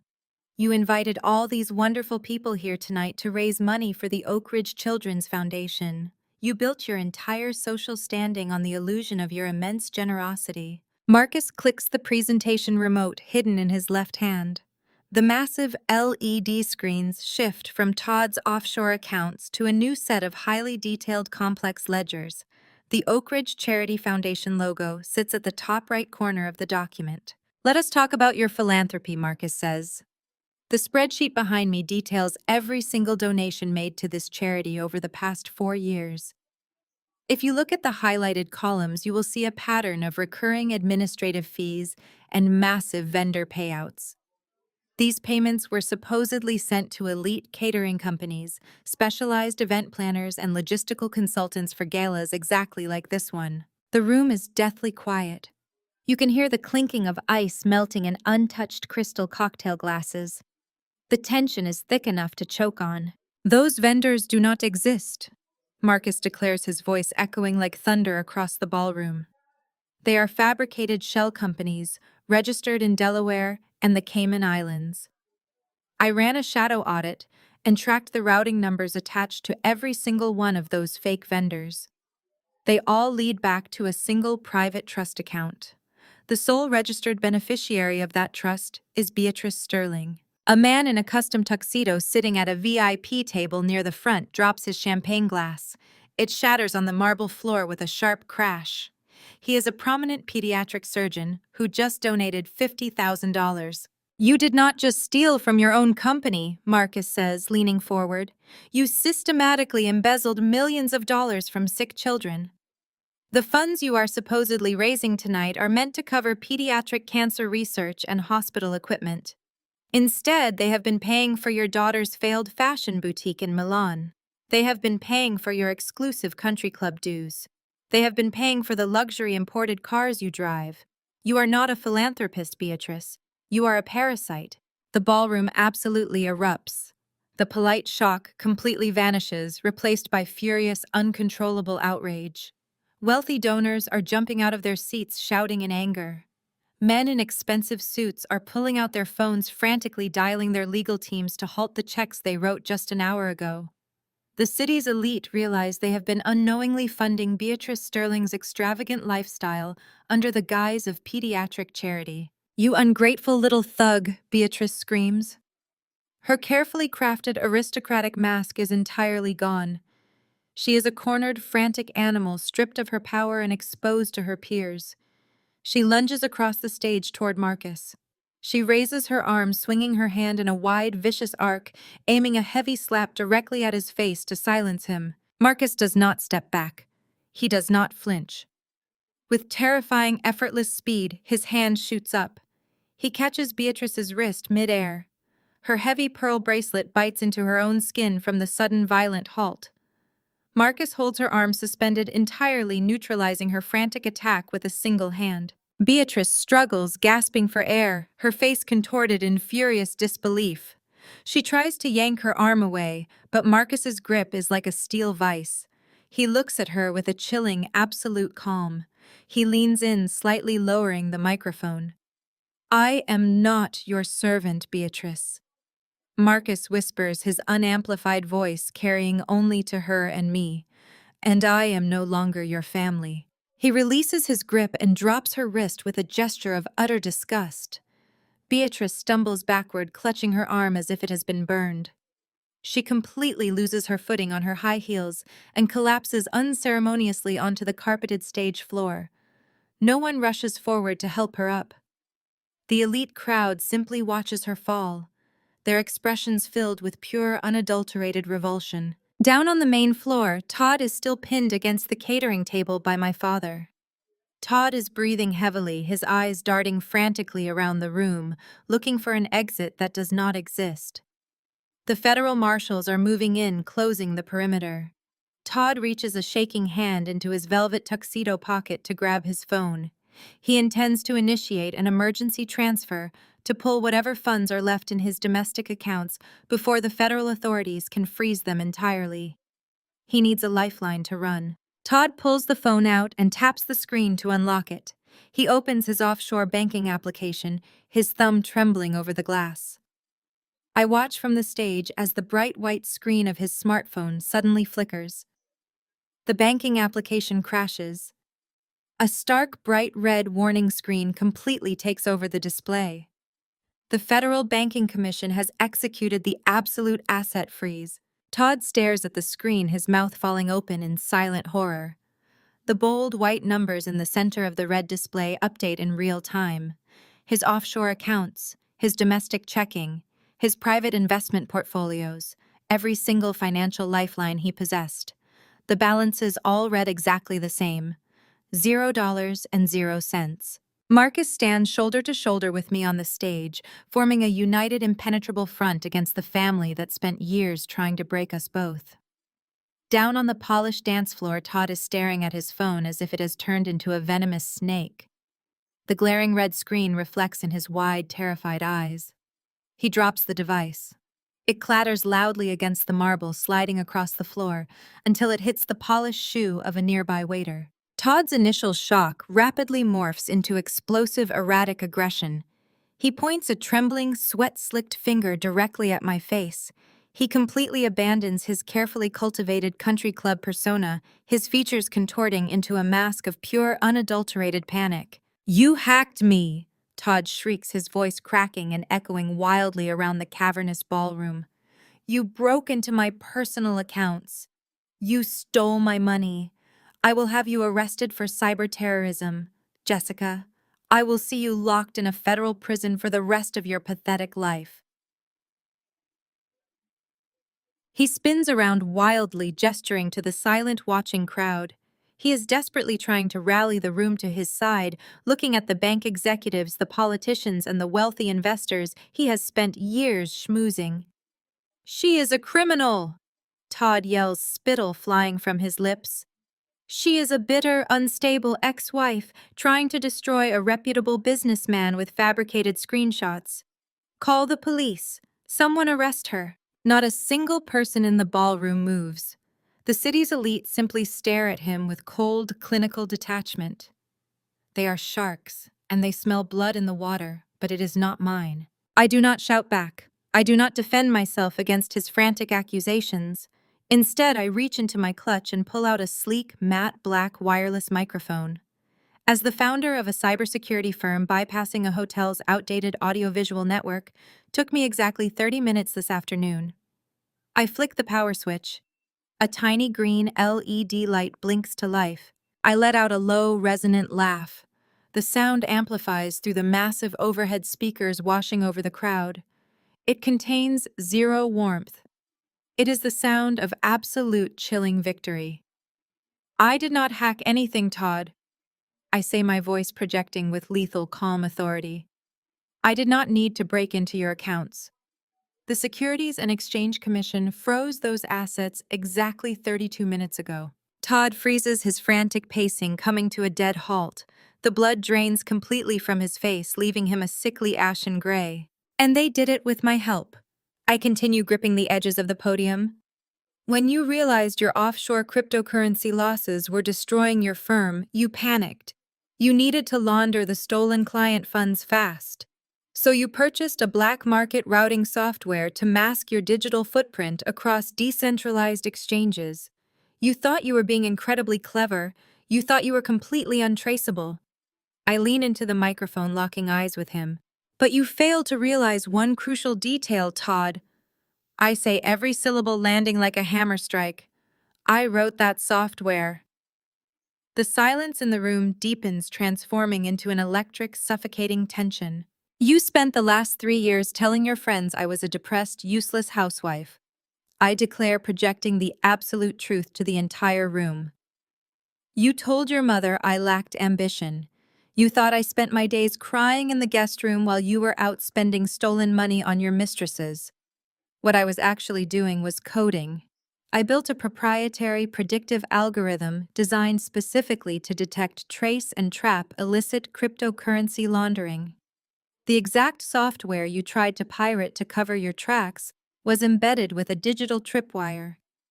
The very second you logged in to hide your stolen millions, my program flagged your IP address and sent a direct automated alert to the Federal Regulatory Board. You walked your own money straight into a federal vault." Todd opens his mouth, but no sound emerges. He looks like a man who has just stepped off a cliff and is waiting for the impact. On the floor nearby, Beatrice is still clutching her wrist, looking up at me in absolute horror. The realization of her colossal misjudgment is visibly suffocating her.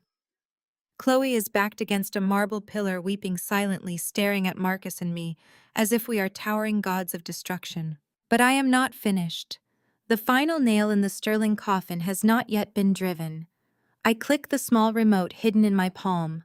The dual LED screens behind Marcus and me instantly change. The charity fraud ledgers vanish, replaced by a crisp, high-resolution webpage. It is the live digital front page of Forbes magazine. The massive bold headline dominates the screens. Tech titan emerges cybersecurity startup acquired for $60 million in historic cash deal. Directly beneath the headline is a full-color striking portrait of me. I am wearing a sharp business suit looking directly into the camera with the exact same unyielding expression I am wearing right now. My name is printed in massive block letters underneath the purchase amount. The collective intake of breath from the 500 guests actually pulls the oxygen from the room. Whispers erupt like a sudden violent windstorm. The wealthy donors, the socialites, the people who spent the last hour ignoring me or whispering cruel rumors about my mental state are suddenly staring at me with a mixture of raw awe and profound fear. $60 million. I am not a desperate, troubled mother begging for charity. I am unequivocally the wealthiest, most powerful person in this entire building. I possess a liquid net worth that eclipses the combined highly leveraged assets of the entire Sterling family. Beatrice lets out a pathetic, strangled whimper. She stares at the $60 million figure glowing on the screen. Her boundless greed and her crushing regret are actively warring on her face. She realizes she just spent years torturing, belittling, and alienating a woman who could buy and sell her entire bloodline without even checking her bank balance. She tried to crush a titan, and now the titan is stepping on her. My father, still standing firmly near the base of the stairs, looks up at me. A fierce, immensely proud smile touches the corners of his mouth. He steps back, crossing his arms, leaving Todd completely exposed in the center of the dance floor. The undercover federal marshals stationed near the mahogany doors stop blending into the crowd. They step forward in unison. The heavy brass clips of their utility belts jingle softly in the quiet room. They do not draw their weapons, but their hands rest deliberately on their hips. Their intent is entirely clear to everyone in the room. I step away from the podium, moving closer to the edge of the stage. The emerald silk of my gown sweeps across the carpet. I raise my left wrist, letting my diamond cuff catch the brilliant light of the crystal chandeliers. I glance down at the sleek, minimalist face of my watch. I look back down at my former husband. His expensive velvet tuxedo looks completely absurd now. He looks small, pathetic, and entirely defeated. He is a hollow fraud, stripped of his illusions, standing paralyzed in the ruins of his own arrogance. It is exactly 6:58, I announce, my voice echoing across the silent, captivated ballroom. You have exactly 2 minutes, Todd. 60 seconds remaining. Todd is hyperventilating on the polished marble floor. His chest heaves in rapid, shallow jerks beneath his ruined custom velvet tuxedo. He claws frantically at his own throat, tearing the silk bow tie from his neck as if the fabric is actively strangling him. He looks left. He looks right. The 500 guests who used to toast his success are now staring at him with clinical, absolute revulsion. He is a specimen pinned under a microscope. He tries to take a stumbling step toward the side exit, but my father Richard shifts his weight. The movement is subtle, but it completely paralyzes Todd. He knows he cannot physically bypass the older man. He is trapped in the center of the dance floor, gasping for air. The grand brass grandfather clock near the ballroom entrance ticks loudly. The sound cuts through the dead, suffocating silence of the room. Every heavy metallic tick marks another second of Todd Sterling's crumbling empire. Beatrice struggles to her feet. Her heavily beaded silver gown is twisted around her legs. Her thick pearl necklace hangs lopsided against her collarbone. She refuses to accept defeat. Decades of unearned entitlement and toxic privilege compel her to try and reclaim control of the room. She scans the crowd desperately until she spots Henri, the general manager of the Grand Hotel, hovering near the towering ice sculptures. Henri has spent the last 10 years bowing to Beatrice, catering to her every unreasonable whim, and ensuring her favorite vintage champagne is always waiting iced in her private suite. Beatrice points a trembling, furious finger directly at him. Henri, she screeches. Her voice is shrill and utterly devoid of its usual aristocratic polish. Call the police immediately. I want this woman arrested for cyber hacking and trespassing. I want her dragged out of my charity gala in handcuffs. Do you hear me? Call your security team and have her thrown out onto the street right now. Henri straightens his posture. He adjusts his immaculate suit jacket and begins walking across the marble floor. Beatrice smirks. She looks up at me with a flash of vindictive triumph, assuming her immense social status will once again shield her from consequence. She actually believes she still commands the room. She actually believes she holds any power over me. Henri reaches the stage. He completely bypasses Beatrice. He does not offer her a single glance. He does not acknowledge her furious sputtering or her frantic demands. Instead, he walks up the carpeted steps and stops directly in front of me. He places his hands behind his back and offers a deep, incredibly respectful bow. "Good evening, Ms. Wilson," Henri says, his voice carrying clearly across the quiet ballroom. "I apologize for the disruption.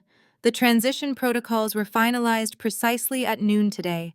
All hotel staff have been fully briefed on the change in commercial ownership. Would you like me to have these former guests removed from your property?" Beatrice drops her jaw.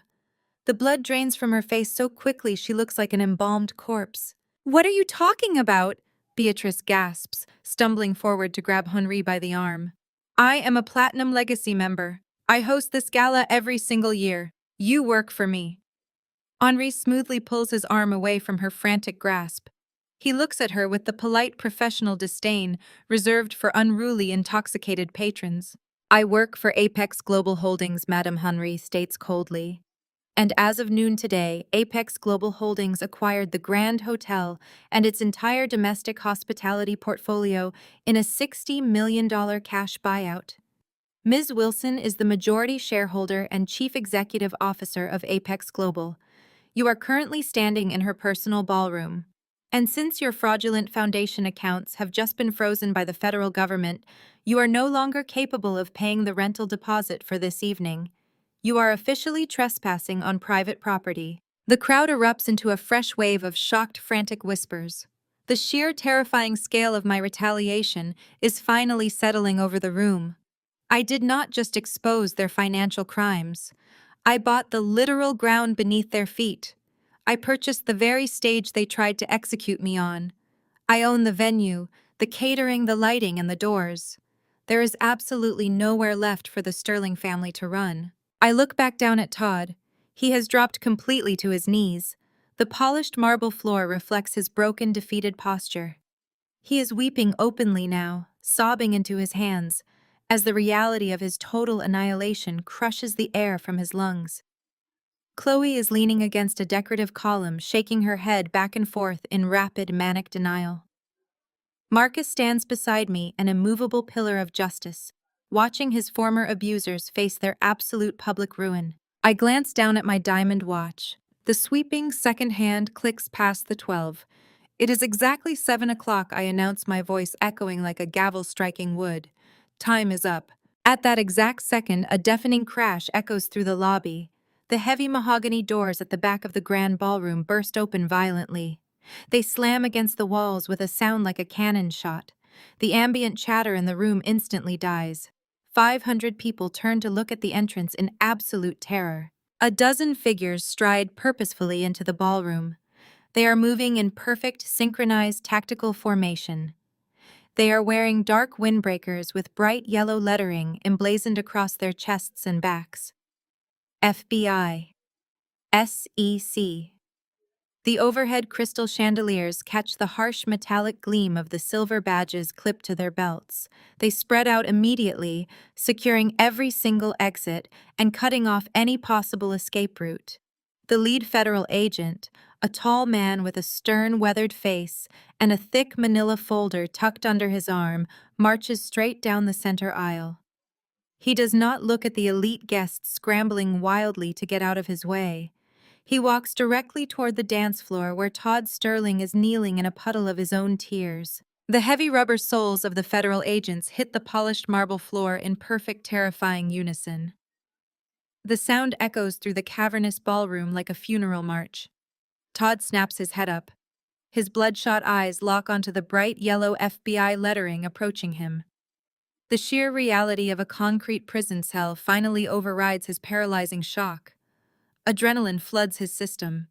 He scrambles to his feet, his velvet tuxedo trousers slipping against the slick floor. Todd spins around wildly, searching for a gap in the federal perimeter. He spots a narrow space between two towering floral arrangements near the east exit. He lunges for it. He completely forgets about the layout of the VIP seating area. His foot catches the heavy brass base of a tall cocktail table. The impact is brutal and completely undignified. Todd goes flying forward. The table tips over, crashing onto the marble with a deafening metallic clang. Dozens of crystal champagne flutes shatter instantly, sending a shower of glass and expensive liquor directly into his face. He sprawls across the floor, crying out in pain as the broken crystal bites into his hands and knees. He does not even have time to push himself up. Two massive federal agents are on him in a fraction of a second. They grab his arms, twisting them forcefully behind his back. Todd thrashes on the ground, screaming about his civil rights and demanding a phone call, but his struggles are entirely useless against the highly trained marshals. They haul him to his feet with rough, unyielding efficiency. Todd Sterling, the lead agent, barks, pulling a pair of heavy steel handcuffs from his belt. "You are under arrest for multiple counts of federal wire fraud, aggravated identity theft, money laundering, and conspiracy to commit financial crimes." The sharp metallic click of the handcuffs snapping shut around Todd's wrists rings out like a gunshot. The agent begins reading the Miranda rights in a bored, monotone voice, completely immune to Todd's frantic, pathetic sobbing. While Todd is being subdued, a second team of agents bypasses the dance floor and marches directly up the carpeted steps toward the main stage. Beatrice is still sitting on the floor, clutching her bruised wrist. When she sees the agents approaching her, she immediately tries to scramble backward, but her heavy silver gown tangles around her ankles, trapping her. "Get away from me!" Beatrice shrieks, her voice cracking. "Do you know who I am? I am Beatrice Sterling. I am a pillar of this community. I demand you step back this instant. I will have your badges for this outrage." The female agent leading the second squad does not even blink. She reaches down and grips Beatrice by the bicep, hauling the older woman to her feet with zero respect for her supposed high society status. "Beatrice Sterling, you are under arrest for the embezzlement of charitable funds, tax evasion, and corporate fraud." The female agent announces, her voice amplifying the absolute humiliation of the moment. "You have the right to remain silent. I highly suggest you use it." Beatrice thrashes violently, kicking her expensive heels against the stage floor. The agent effortlessly forces Beatrice's arms behind her back and secures the handcuffs. The cold steel presses against the expensive diamond tennis bracelet Beatrice bought with money stolen from pediatric cancer patients. "Chloe." Beatrice screams, her voice reaching a hysterical, glass-shattering pitch.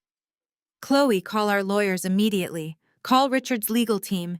Empty your trust accounts and post our bail. Get us out of here right now." Everyone in the ballroom turns to look at Chloe.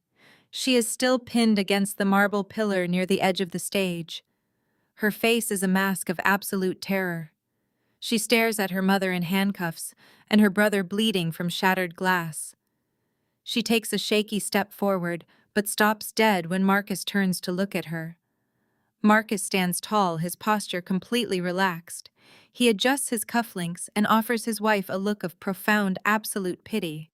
"Chloe cannot help you, Beatrice," Marcus says, his voice carrying effortlessly across the quiet room. "Chloe does not have a legal team. Chloe does not have a trust account. Chloe does not have a single penny to her name." Chloe gasps, grabbing her chest as if she has been physically struck. "What are you talking about?" she whispers, her voice trembling. "Marcus, you are our accountant. You manage my portfolios. You have to wire the bail money. I filed for divorce 3 months ago." "Chloe," Marcus replies, his tone icy and analytical. "And as your highly competent forensic accountant, I initiated a complete legal severance of our marital assets. I uncovered your family's fraudulent offshore activities long before Jessica's software trapped Todd. I submitted those findings to the federal court to prove your family fortune was built on illegal embezzlement. The judge granted my petition for financial immunity. Every single asset you thought you owned has been frozen by the SEC. You are utterly, legally, and completely broke." Chloe lets out a devastated wail and slides down the marble pillar, burying her face in her hands. She finally understands the terrifying depth of Marcus's silent, calculated revenge. For 5 years, she treated him like a stepping stone. Now he has dismantled her entire world and left her with absolutely nothing. Down on the floor, the agents begin dragging Todd toward the main exit. His velvet suit is soaked in champagne and smeared with blood. He drags his feet against the marble, fighting the agents with the last desperate dregs of his energy. As they haul him past the front of the stage, he violently twists his head to look up at me. Jessica, Todd screams, tears and saliva pouring down his chin. Please, I am begging you, tell them to stop. Tell them it was a misunderstanding. You have all the money now. You won. I will give you full custody. I will never bother you again. Please, Jessica, have mercy on me. I step right up to the edge of the stage. I look down at the man who spent years trying to break my mind, steal my son, and destroy my spirit. My expression is entirely calm, completely devoid of any anger or sorrow. The federal agents pause for a fraction of a second, allowing the silence to stretch between us. I look deep into Todd's terrified, bloodshot eyes. Mercy is for family, Todd. I say, my voice perfectly steady and cold enough to freeze boiling water. You made it incredibly clear that I was never your family. Enjoy your new cell. I turn my back on him completely. Todd lets out one final agonizing scream as the federal agents forcefully drag him through the heavy mahogany doors and out into the cold, unforgiving night. The heavy mahogany doors slam shut behind the federal agents. The resounding boom echoes through the cavernous ballroom, leaving a suffocating vacuum in its wake. 500 members of the city's most elite circles stand absolutely paralyzed. Nobody moves an inch. Nobody speaks a single word. They simply stare at the empty space where the supposedly untouchable Sterling family empire just violently disintegrated. I turn my attention back to the polished marble pillar at the edge of the stage. Chloe is still collapsed on the floor. Her expensive silk designer gown is bunched awkwardly around her knees. Her dark mascara runs down her pale cheeks in thick, jagged streams. She looks up desperately, searching the faces of the wealthy investors, politicians, and socialites she has spent her entire life schmoozing. She spots a prominent bank executive she dined with just last week and extends a trembling hand toward him. "Help me!" Chloe whispers, her voice breaking. "Please." The executive physically recoils. He takes a sharp step backward, pulling his wife along with him by the elbow. The entire crowd mirrors his exact movement. Like a rapidly retreating tide, the sea of silk and velvet pulls away from Chloe. They form a wide, empty circle of ostracization around her. She is infected. She is permanently tainted. To this ruthless crowd, she is worse than a criminal. She is poor. Chloe lets out a pathetic, whimpering sob and curls her knees to her chest. She buries her face in her hands, weeping into the empty space. She is completely, entirely alone. I do not offer her a second glance. I sweep my emerald gown over the shattered crystal scattered across the dance floor and walk purposefully toward the main exit. Marcus falls into step beside me, his posture immaculate and his expression serene. My father Richard flanks my other side. Together we march out of the ballroom and stride through the grand lobby of the hotel. The hotel staff step aside instantly. Henri, the general manager, bows his head respectfully to his new boss as we pass the front desk. The chaotic glare of red and blue emergency lights floods through the rotating glass entry doors. Outside, the humid night air is thick with the harsh static crackle of police radios. A rigid line of unmarked black federal SUVs and marked local squad cars blocks the entire valet roundabout. Beatrice is already secured in the back of the first vehicle, her furious face pressed against the tinted glass. Todd is pinned against the side of a reinforced cruiser just a few feet away. An agent is roughly patting him down. The spilled champagne and blood on Todd's face have mixed into a grotesque mask of total defeat. His custom velvet tuxedo is torn at the shoulder. He looks utterly pathetic, stripped of every illusion of grandeur he ever possessed. I walk straight down the concrete steps. My heels click sharply against the pavement, cutting through the ambient noise of the sirens. The federal agents see me approaching and part slightly, allowing me direct access to my former husband. Todd stares at me with wide, terrified eyes. His chest heaves erratically. "Jessica," Todd gasps, struggling against the agent holding his shoulder. "Jessica, you have to call your lawyers. You have to tell them I was under duress. I can give you the offshore account numbers. I can give you the passwords. Just tell them to let me go. He has finally exhausted his endless supply of arrogance. He is reduced to begging a woman he spent years calling worthless. I reach into my emerald clutch and pull out a thick folded stack of legal documents. I retrieved them from my attorney this very afternoon. They are the finalized, expedited, absolute divorce decrees. The paperwork completely severs any remaining legal, financial, or personal tie between me and the sterling name. I uncap a sleek silver fountain pen. Using the cold metal hood of the Federal Cruiser as a makeshift desk, I sign my name on the dotted line with swift, precise strokes. I cap the pen with a sharp click. I fold the heavy parchment paper. I step directly into Todd's personal space. He flinches wildly, but the agents hold him firmly in place against the car door. I reach out and slide the crisp legal documents deep into the breast pocket of his ruined tuxedo jacket.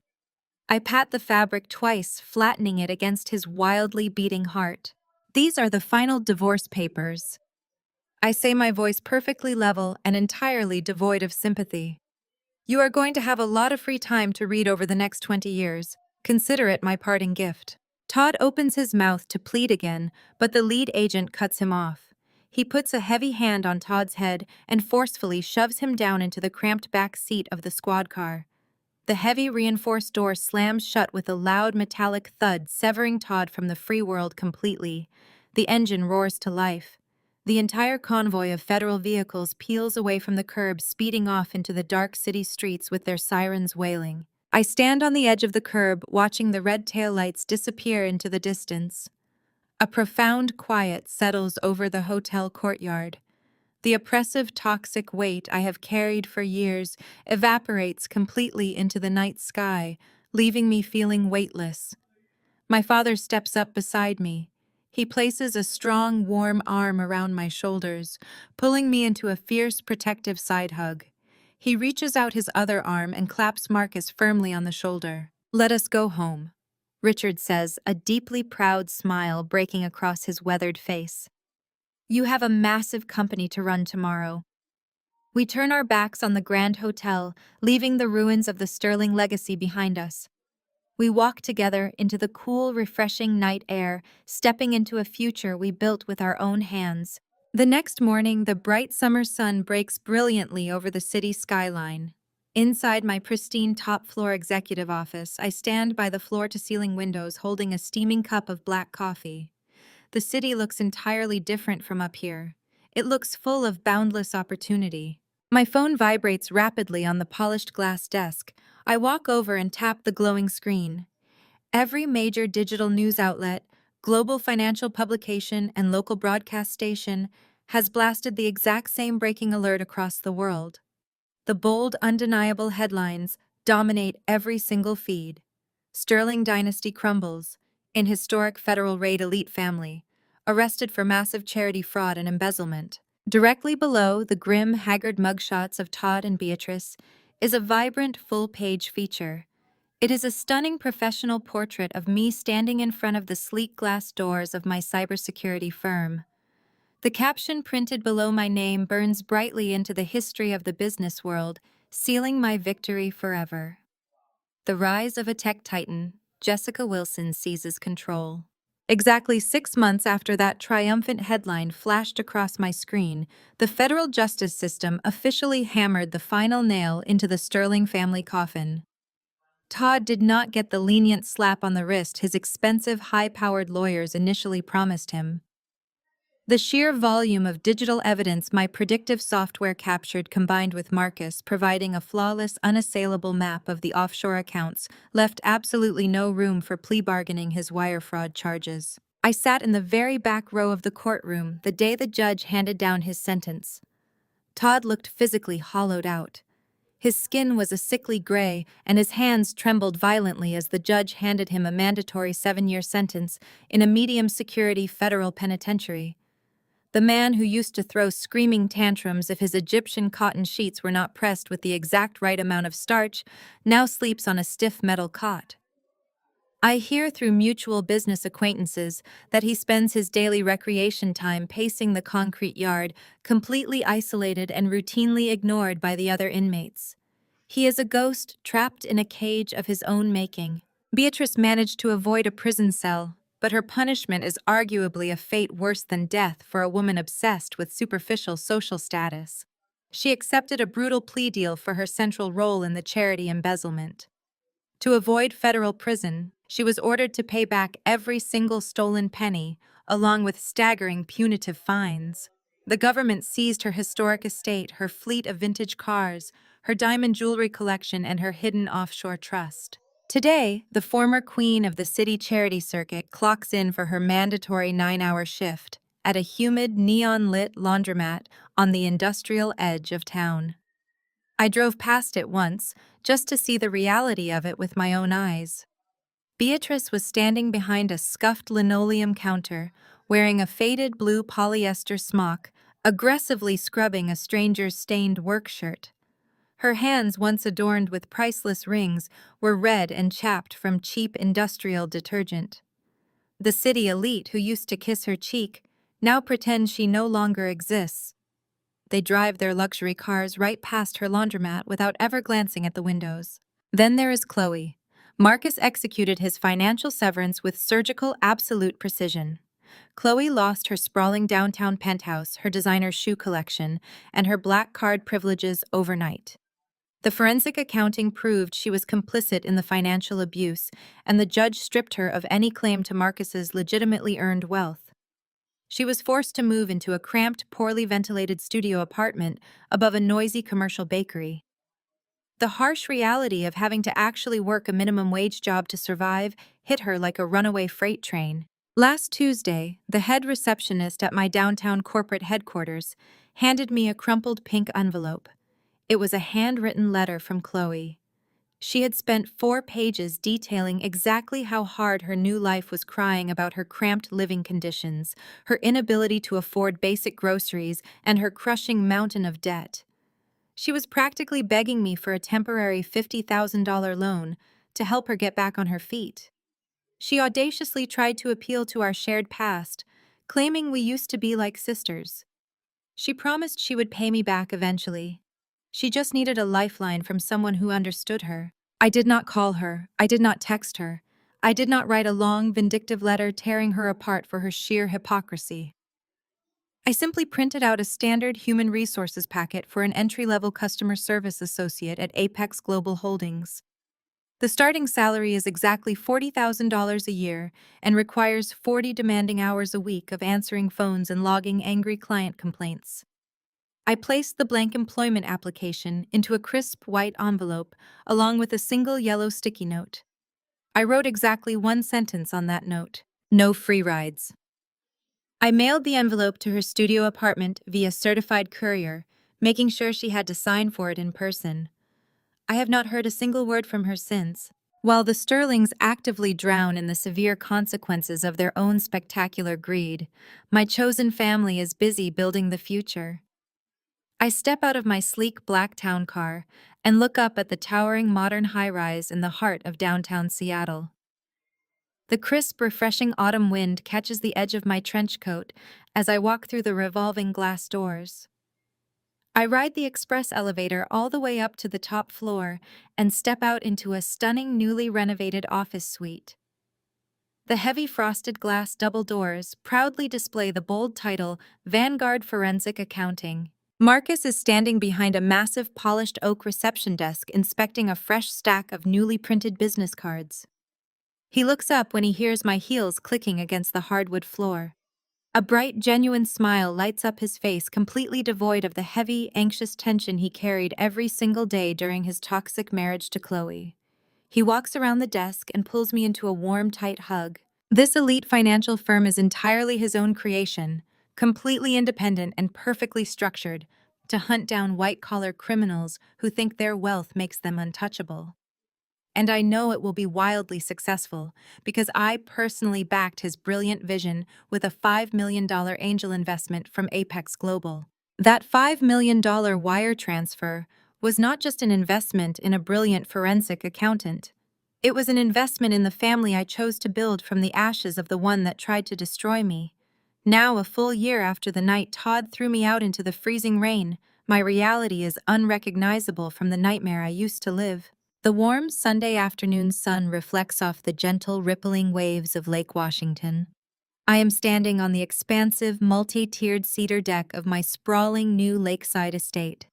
The property is a masterpiece of modern architecture, featuring floor-to-ceiling glass walls, a private deep-water dock, and 2 acres of perfectly manicured lush green lawns surrounded by towering privacy hedges. It is an impenetrable fortress of peace. I lean against the smooth glass railing and take a deep breath of the crisp, clean air. The scent of blooming jasmine mixes perfectly with the savory, rich aroma of the charcoal barbecue smoking gently on the lower patio. I close my eyes for a fraction of a second and remember the woman I was exactly 1 year ago. I remember the freezing torrential rain plastering my hair to my face. I remember the agonizing sharp pain shooting through my ankle as I limped down the dark suburban street, clutching my baby to my chest, terrified that we were going to freeze to death. I remember the crushing, suffocating weight of believing I was entirely worthless because a family of monsters told me I was. That limping, exhausted, desperate mother no longer exists. She was forged in the fire of their cruelty and emerged as an absolute titan. I am standing here today with a flawlessly healed body, an extraordinarily sharp mind, and a liquid net worth that makes the old sterling family fortune look like pocket change. Down on the sprawling lawn, the afternoon barbecue is in full swing. This is not a stiff performative country club gala. There are no caterers in bow ties, no passive-aggressive socialites whispering behind crystal champagne flutes, and absolutely no one wearing velvet tuxedos. The guests scattered across the grass are my real family. Marcus is standing by the massive stainless steel grill, expertly flipping burgers with a pair of silver tongs. He is wearing a faded vintage band t-shirt and casual denim shorts, laughing loudly at a joke told by Sarah, the lead software developer from my firm. Marcus looks 10 years younger than he did when he was suffocating under Chloe's endless demands. He is thriving. His new firm is incredibly successful, and he is finally surrounded by people who value his brilliant mind instead of his earning potential. A sudden delighted squeal pulls my attention away from the grill. My beautiful baby boy is right in the center of the yard. He is no longer the fragile, crying infant I shielded from the winter storm. He is a robust, endlessly energetic toddler. He lets out another bright, ringing laugh as he takes clumsy, wobbly, perfectly determined steps across the soft grass. He is chasing a bright yellow plastic ball, his tiny arms pumping for balance. He stumbles slightly, landing softly on his padded diaper, and immediately bursts into giggles before scrambling right back up to his feet. He is safe. He is joyous. He will grow up in a world completely devoid of Todd's explosive arrogance and Beatrice's toxic conditional affection. He will never be made to feel small or inadequate. He will only ever know absolute, unwavering love. My father steps up beside me, pulling my attention away from the lawn. Richard looks incredibly relaxed in a lightweight linen shirt, the harsh stress lines that used to frame his eyes completely smoothed away. He is holding 2 delicate crystal glasses filled with crisp, chilled white wine. He extends his hand, offering one to me. I take the glass, my fingers brushing against his warm hand. "It is a perfect afternoon," Richard says, his deep voice thick with genuine emotion. He looks out over the yard, watching Marcus hand a plate of food to Sarah, then looking down at his grandson, happily playing in the sunshine. "You built a beautiful world here, Jessica. I am so incredibly proud of you. I do not think I tell you that enough." I smile, leaning my shoulder gently against his arm. "You tell me every single day, Dad, and you helped me build it. I could not have survived that first night without you." Richard shakes his head, turning to look me directly in the eyes. "You would have survived, Jessica. You always had this fire inside of you. They just tried to bury it under a mountain of dirt, but all they did was give you the foundation to build an empire." He raises his glass toward me. I raise mine to meet his. The delicate crystal clinks with a bright, resonant chime that carries perfectly in the quiet afternoon air. It is the sound of absolute victory. I take a slow sip of the cold, refreshing wine and look back out over my estate. The media loves to focus on the dramatic, spectacular downfall of the Sterling family. They love to write sensational articles about Todd pacing a federal prison yard, Beatrice scrubbing stained shirts in a humid laundromat, and Chloe living in a cramped, noisy studio apartment. The world views my retaliation as a masterclass in ruthless destruction. But as I watch my son take another happy, confident step across the sunlit grass, I realize the world only understands half of the equation. The ultimate payoff was never about destroying the villains. Destruction is easy. Destruction is messy. True, undeniable justice is about what you build in the empty space they leave behind. The sweetest, most lethal revenge was constructing this breathtaking, impenetrable life. It was creating a fortress of joy, wealth, and genuine love where their toxicity can never ever reach us again. I take a deep breath of the fragrant summer air, letting the warmth of the sun settle into my skin. I am smiling. I am powerful. I am incredibly wealthy. And for the first time in my entire life, I am entirely beautifully free. True justice transcends mere vengeance. It is fundamentally about the power of creation. The ultimate triumph over those who seek to diminish your worth is not found in their destruction, but in your own flourishing. When faced with deep betrayal and toxic family dynamics, the most powerful response is building a breathtaking, joyful life where their negativity can no longer reach you. Reclaiming your narrative means erecting a fortress of authentic love, chosen family, and undeniable success from the heavy ashes of your painful past. Please share your own triumph over adversity and leave a detailed comment down below today.